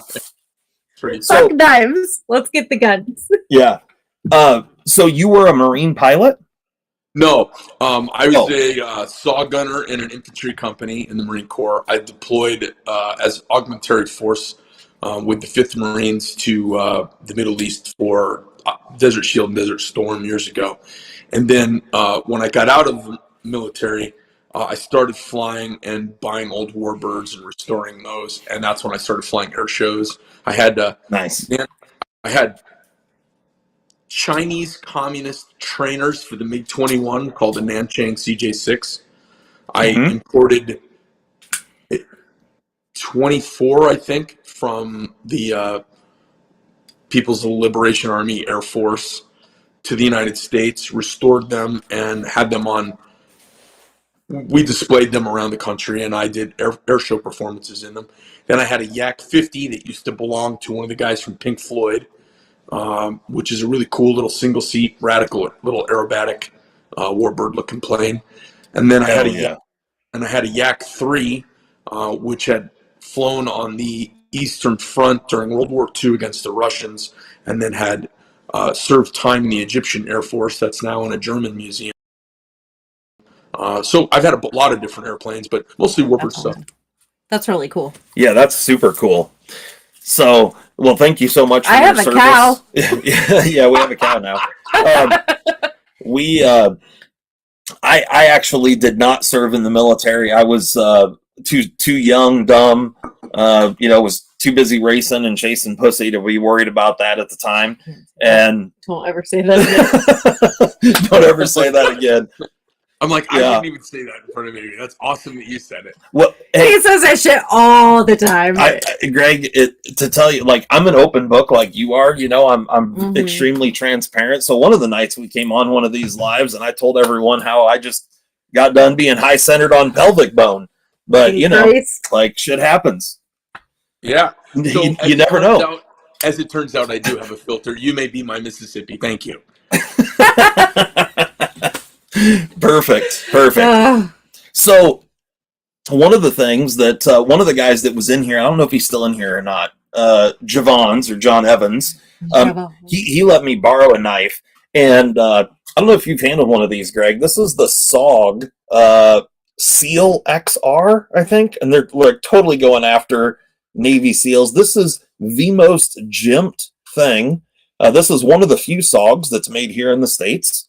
I'm not sure where they're made because I don't think SOG has anything in Oregon anymore, do they? I don't know where they go to have these made. So how is the knife? It's actually, I actually like it a lot, but it needs about 3/4 of this jimping knocked way the fuck down. And go ahead. Yeah. And then the geometry, so it's an axis lock style knife. They call it an XR lock. You can see it's a little different than Benchmade style, but the fundamentals are the same. The blade tang isn't shaped right, and so you don't get the same experience, the same detent all the time. So, like, it's got some issues. Yeah. But it's got potential, too. So SOG came to me years ago, and I designed a new line of knives for them, okay? And I designed a whole new lock and the whole 9 yards, and I redid their logo. They flew down from Washington, came to my office. I was too small at the time. They were trying to onshore they were trying to bring back manufacturing to the United States, and they told me numbers, and I was like, are you guys out of your fucking mind? You cannot make knives for the United States for that number. So I don't know what and I don't know how they're qualifying it.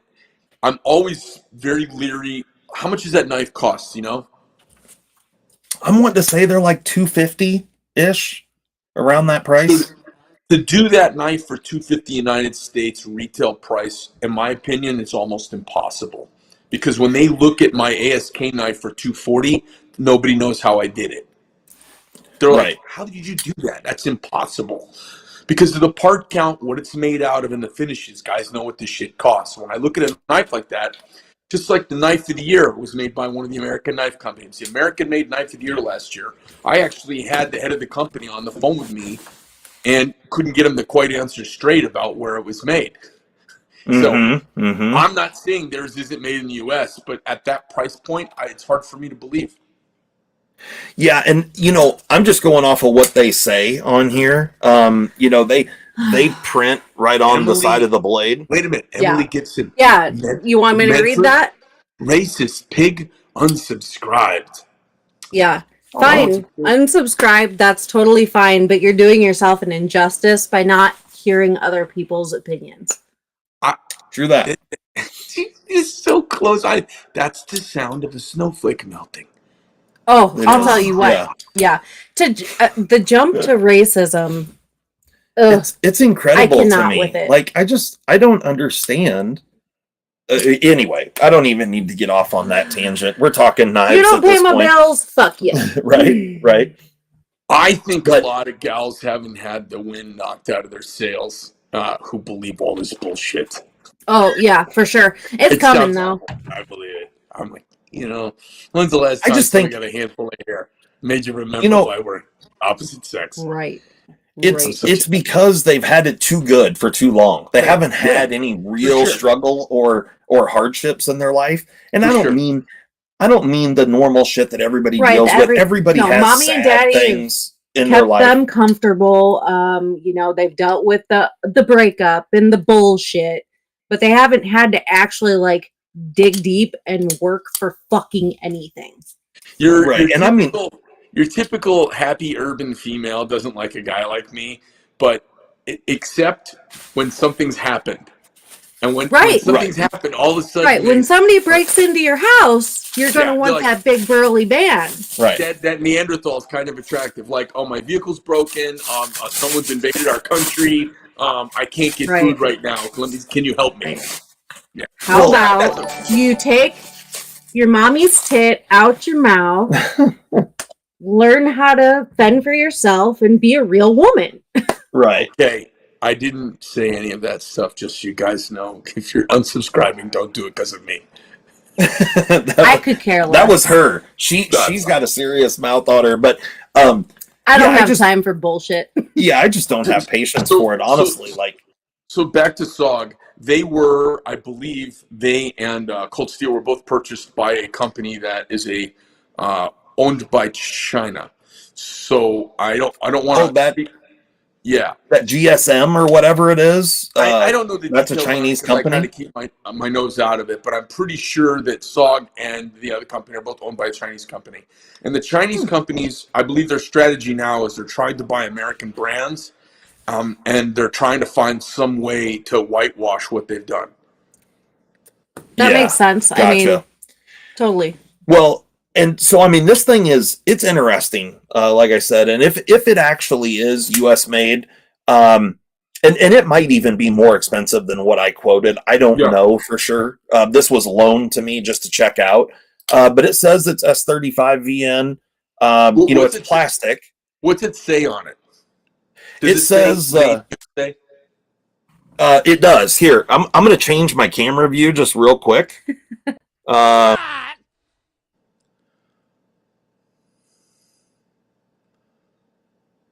What's the wording? Because I can't see it.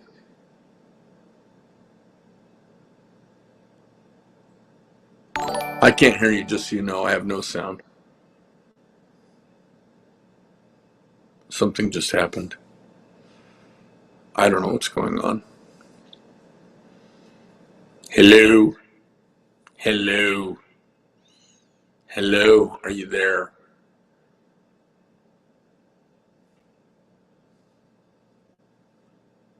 Hello? When you switched? Here. Hey, there we go. Can you hear us back now, Greg? Can you hear us?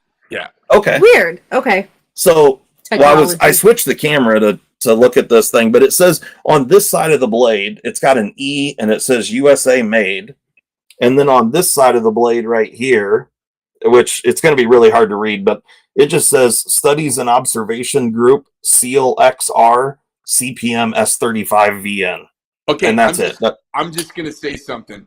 It feels Chinese to me. They're quoting Navy SEAL shit, which is not cool, and real Navy SEALs don't want anything that says SEAL on it. Bullshit. Second of all, for sure, it says USA made. I don't know what the fuck that means. We have very specific phraseology and legalities around it, so I'm calling a whole bunch of bullshit. S35 is readily sold to China and the Chinese market.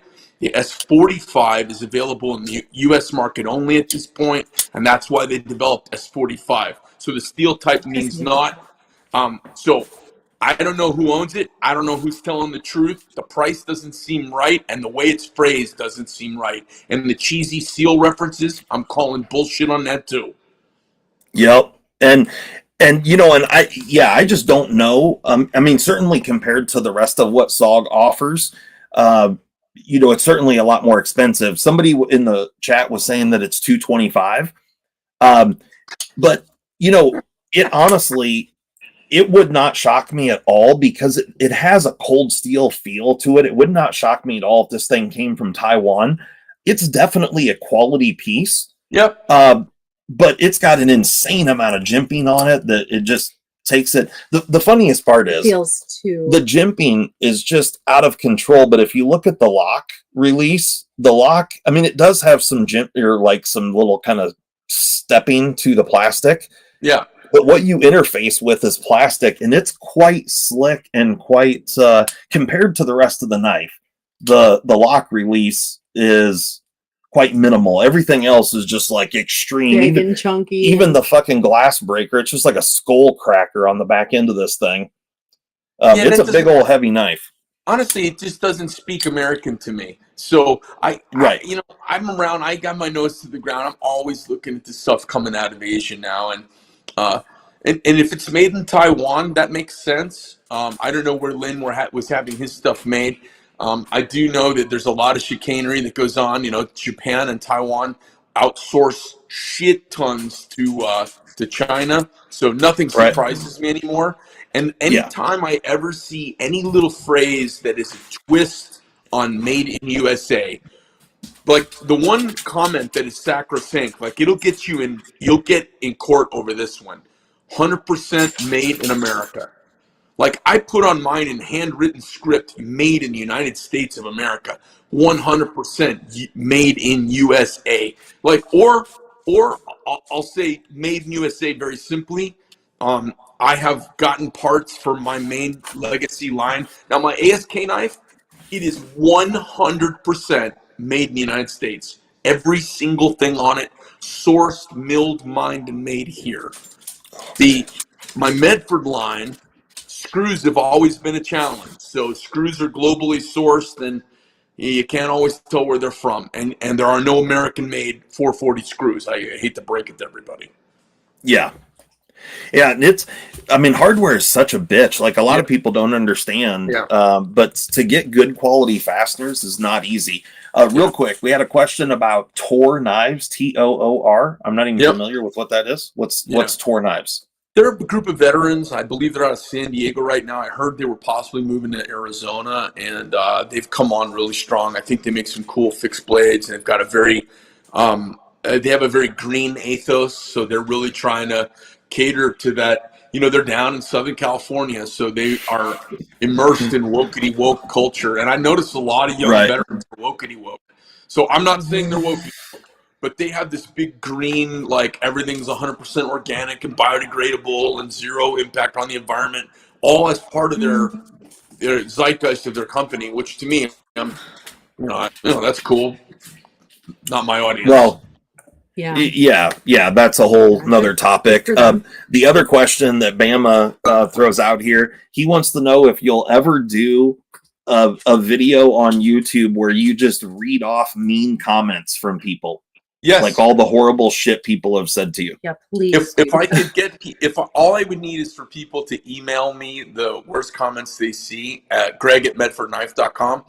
As soon as I have 100 of them, I will sit down with whiskey and I will read them and drink whiskey. That sounds like a good time. Yeah, that sounds like a wonderful time. I love that. The funny thing to me is that the people that are the wokest and so much of it I feel like is just trying to prove that they care more, that they are just a more supreme being because they care more than me or you or whoever. But then the minute that you offend them, they come with such vulgar, you can't offend me. All those morals just drop right out the bottom. But the way that they come hard is remarkable. It really is. It's so funny on my T-shirt.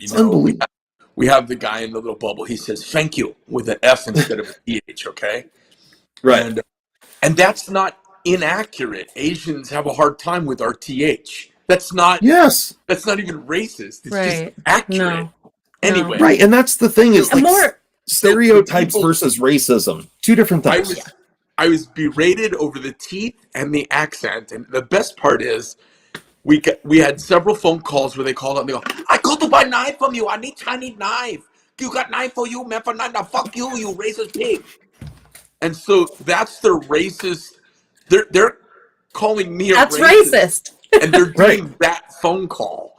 Right. And they're mad. I was It's I was bizarre. gonna say, like, so much of the response to your T-shirt, that has been the racist part. Right, it's the way people perceive it, and then project it back out there, and they are the ones that are actually being Right. racist. It's incredible. Like old boy making the picture on his thumbnail of a Chinese caricature, but it was completely outdated and extremely racist. She's talking about. So I had to run in. Old redheaded fuckwad. That fuckwad he's from Stockton, California. He Saturday. I think it was. Are you talking about the felon who has guns? Yes. Who's a ginger? Yes. Yeah. That guy. Yeah. So right, who also beats women? Yeah. So he's felony so happy charges right now because we know who he is and we're talking about him. Yeah, I know. Right. But his felony charges, just if you aren't aware, are from beating women. That's who this guy is. He's super tough dude. Really. So scary. Yeah. Yeah. Anyway, we'll move on. But yeah, it's not even worth talking about. Responses like that. That's racist. Well, wait till you see next year's shirt. I can't wait. Oh my god. Save one for me. Yeah, it's so good. That's amazing. So the funny part about that was I had a run in with that same guy here. It's been a year ago or whatever. Not that long ago. You talking about Carrot Top? Yeah. Yeah. Okay. Go ahead. So I happen to know for a fact. Like, I mean, this is I saw what he was posting with my own two eyes. It was in a group chat, so it wasn't going out to the public. But he actually did. I was shocked when he came out with that video talking stuff talking shit about you, because he was actually going after another guy in the knife community and his wife and his daughter, who happened to be Japanese, but of Asian descent, and was saying some really fucked up racist shit about them. Pearl Harbor and shit. I mean, it was really, I don't even need to get into it. It was just fucked up. And then when he came out with that video, and I get, of course, I caught wind of it. It's a small community, so everybody knows everything. Wow, hypocrite. And I was just like, what the fuck? And so I already knew the guy was a lying piece of shit. So nothing surprises me at this point. Yeah. Why anybody listens to a word that comes out of his mouth is beyond me. It was just incredible. Like, whatever, All right, well, let's not talk about that fuck. Yeah. Yeah. Move on. Thanks, Greg. We got. Oh, he joined again. Here we go. Hold on. Are you still there, Greg? I'm still here.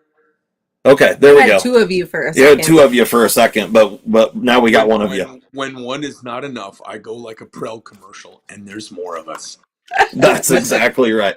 You guys are awesome, and I got to start cooking dinner, and we went overtime. Is there anything else you want to totally hit on with me, or what? Has anybody else got any questions or anything real quick? Real quick, Zach wants to know, will we see the Medford ASK at Blade West? Okay, so the Texas show, I think so. Utah was small table show and sold out before we knew about it. So the answer is I'm not very show fixated anymore. I'm so busy making, working on the making and production end. So I don't know, but I'll be around. You guys can't miss me. There's only a couple people doing interesting stuff in the knife business, right? And there's only a couple of us who make it here. Yep, no doubt. So you won't have a booth or table set up at Blade West up in Utah? Correct. But you will. Okay. I will. Okay, and then but we can order the Ask Knives off the website, right? AskKnives.com. Yeah, go to askknives.com or askknives.com or any public school spelling of that you might concoct, and I own the URL, and it'll direct you to the site.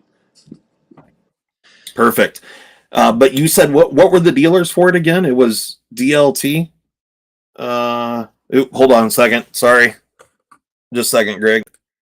All right. Yep. It's DLT, Blade HQ, and Smoky Mountain Knife Works. they all have tranches of them coming out. Beautiful. Well, just to let you know, since a couple other dealers went by the wayside, my wife and we have OCD for EDC, and we do. I guess I could make room for you.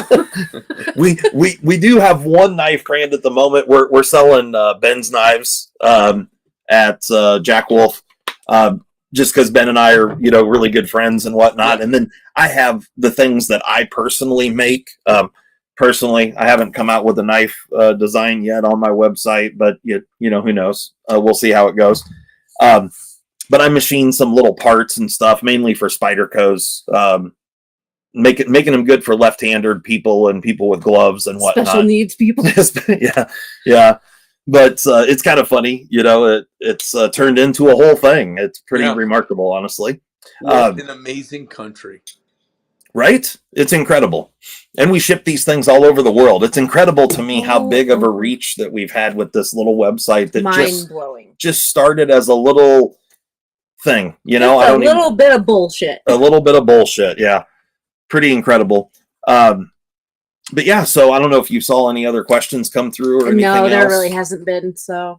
Right on. Give a shout out to King Snake. Say hi to the veterans out there. I want to say thank you to all the knife guys and gals that buy knives and like sharp shit. I appreciate you patriots, and I appreciate you fucking stupid lefties just for sticking around, opening your brain up and listening a little bit. I listen to lefties, and I like to see what cockamamie shit comes out of their mouth. Every now and then, they stun me with some perspective, and it enriches us all to listen to the other side a little bit, because we have to remember a lot of these people are our neighbors. We're their neighbors, and it's good for us to kind of none of the Lindsays are single, for God's sake. Jesus Christ. I forgot about that one. Sorry. Yeah, for sure. And I definitely enjoy listening to the other side. I do it every time I can. That's right. Smart. That's right. Bring a goddamn argument, but don't just come at me and tell me I'm stupid. You're a liberal.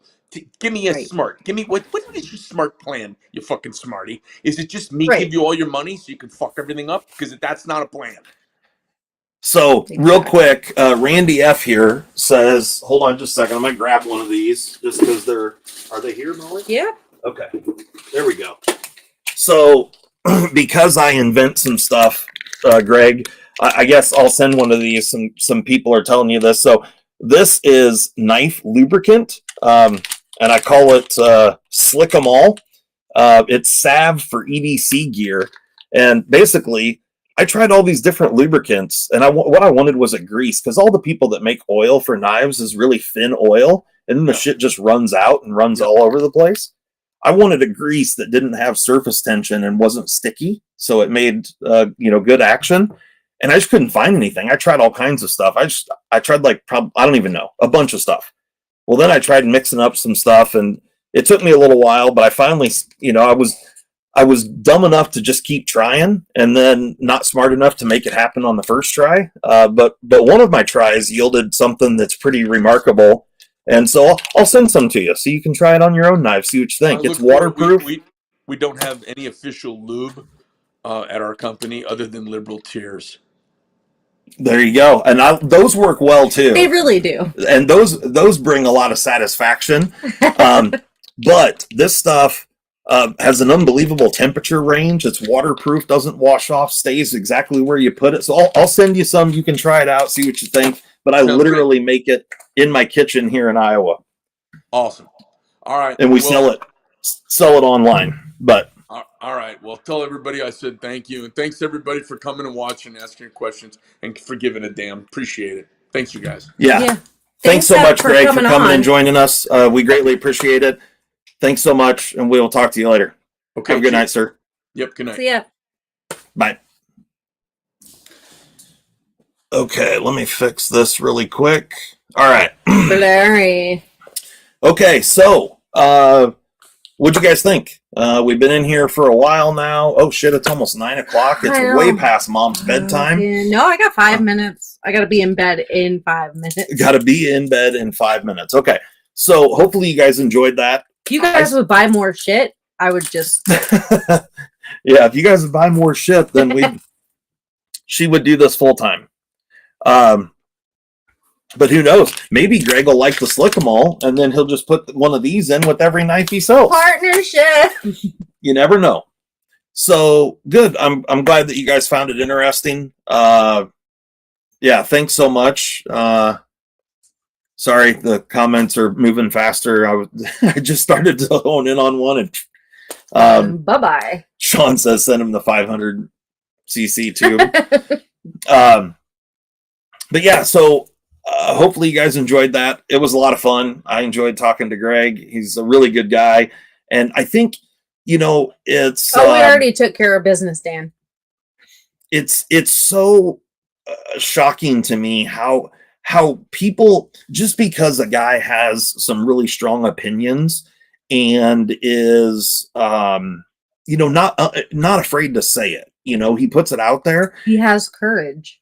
No doubt, he has courage, and people just automatically freak out and say that that's racism or this and that, whatever. Jump to but when conclusions. whether you agree with the man or not, I would encourage everybody to just listen to what he has to say. You may find that you only agree with 5% or 10% of what he says, and that's okay. Nobody has to agree with everyone 100%. Yeah, it's never going to happen. It's unrealistic. So we all need to bring it back down to earth and accept people for their differences of opinion. Nice. And people are pussies. Right on. Gas is expensive, so I'm selling my car and buying a Medford now. Congratulations. Yeah, nice. Well, yeah, that was a lot of fun. But to me, I think Greg is a really thoughtful guy that well-spoken, that understands and certainly holds to his convictions and is really strong and very opinionated about certain things. I don't know anybody else that's that way. Do you?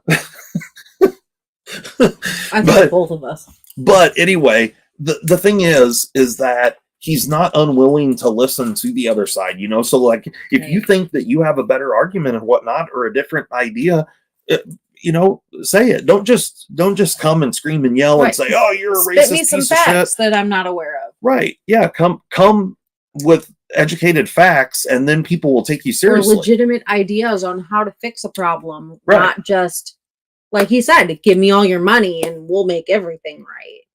Yeah, no doubt, Byron. That is true. The ones that are the quickest to scream injustice, they're the quickest to judge. Absolutely. But thank you so much for all you guys coming and hanging out with us tonight. Thanks for all the super chat monies, you big ballers. Yeah, that's fantastic. We need to have Medford on more often. We got a bunch of people in the chat. Neve's throwing around 20. We got people throwing around $20 bills. A little 20. Anyway. Ridiculous. Yeah, so Sinister, I need your puppy still. You haven't sent him to me. I feel like Sinister said something or made a comment earlier, and I don't remember what it was, but probably the dude who's going to send me the puppy. I'm going to have to look it up. Sinister, did you send me a message or a comment earlier? I feel like there was something that's I don't know.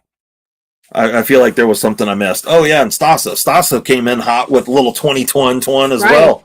Canuck says put up a poll and you might get more. But Canuck, you can just keep giving me your dollars. Right. You guys, somebody said they saw a boob. They're lying, but whatever. Where's my boob money? Neve says he wants a refund, you racist. Nope. I'm going to put it towards needy children or something. Yeah. Right on. Well, so next week we're going to be doing the website orders giveaway. We just decided to push it off a week just because we had Greg coming on tonight. Yeah, we figured but hope you guys enjoyed it. It was a lot of fun. I enjoyed talking to him. I had some other shit to show off, but we'll wait on those things till next week. Yeah. You tried to say it was probably nonsense. Right on. I'll have to look, as I feel like I was going to respond to something you commented. I just don't remember what it was. And then, but I think it was on maybe a video that I posted earlier or something to that. I don't know. I'm just going to have to go back and look. The giveaway he's talking about is for for online sales. If you purchase from our website, you're entered into a giveaway for the month that you purchase. Yeah. So we'll be doing that next week. And then, this Friday, we've got the Little Bro Jacks that are dropping. So, yeah, and just an FYI, the date on the ticker is incorrect. It is 6/17, not 5/17. Yeah, that was my fault. He's not good with numbers. Yeah, apparently I'm not good with numbers. I actually am quite good with numbers, but I know. I just had a brain fart moment, I guess. Literacy, I don't know what the hell. That's the problem. What was my best Blade Show grab? You know what? Honestly, I've really been digging my ASK. This is my most carried Blade Show knife for sure. But the Hogue OTF in Magna Cut is really, really sweet. And then the other Hogue that I got was this little guy. Really, really dig this thing. Oh, Clover. I've been so busy. I don't know. I forgot. This is, I don't even remember what this thing's called. But it is in CPM M4. They had it in all black or this black and orange. Crazy thin. Actually, it's not crazy thin. It's thin and it's beautiful. It's got a nice thumb ramp. It's got a nice poon. I like to thumb a poon. And CPM M4, like 90 thousandths blade stock. Sweet little fixed blade. Just drop it in the bag. It's got some really nice textured G10 scales. I dig it. I dig it a lot. It's really, really cool. I haven't even used it yet. So, and then, actually, my best Blade Show pickup was my grinder. I got a new grinder. Now, that's what I was thinking you would say. Yeah, I was thinking about stuff I could show on the camera. I can't show the grinder. Sorry.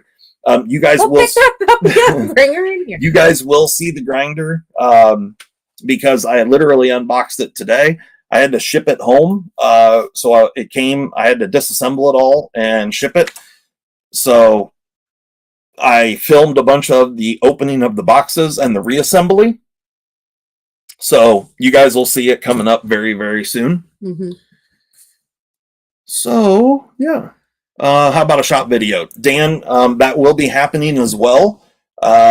So you guys will see a bunch more stuff. I actually have a video to post right now that is all about the process of me making CMEs. So that's right, Tree Stabbing Troy. What's he say? I appreciate your Daisy Duke butt, and he's throwing out, if you want to pre-order a little bro, yes, sir. Email us at info@ocd4edc.com. Yeah, so if you want to get the carbon fiber one and the copper dark matter fat carbon, or any of the other colors, if you want to guarantee getting one, email us, info@ocd4edc.com. And you'll also get, the slap bracelets. Yeah. He They're also pretty cool. says, hey, get yourself a clip slip. Yeah. We do have some of those. Lancelot Leather making clip slips. They're beautiful. So, right on. All right. Well. All right. Bedtime. Bye. Thanks so much. I'm late. Oh, you're late? Yeah. It's okay. Oh, who was that? Evil E? With the Tousers, the Richie Light, or... I have CMEs on all four of my PM2s. Thank you so much, Evil E. I greatly appreciate it. Rich Light or Micarta. They will be Rich Light, Mimo. So hopefully that's the ones you want, because that's the only ones I got. But they look bitchin'. So you guys will see those soon.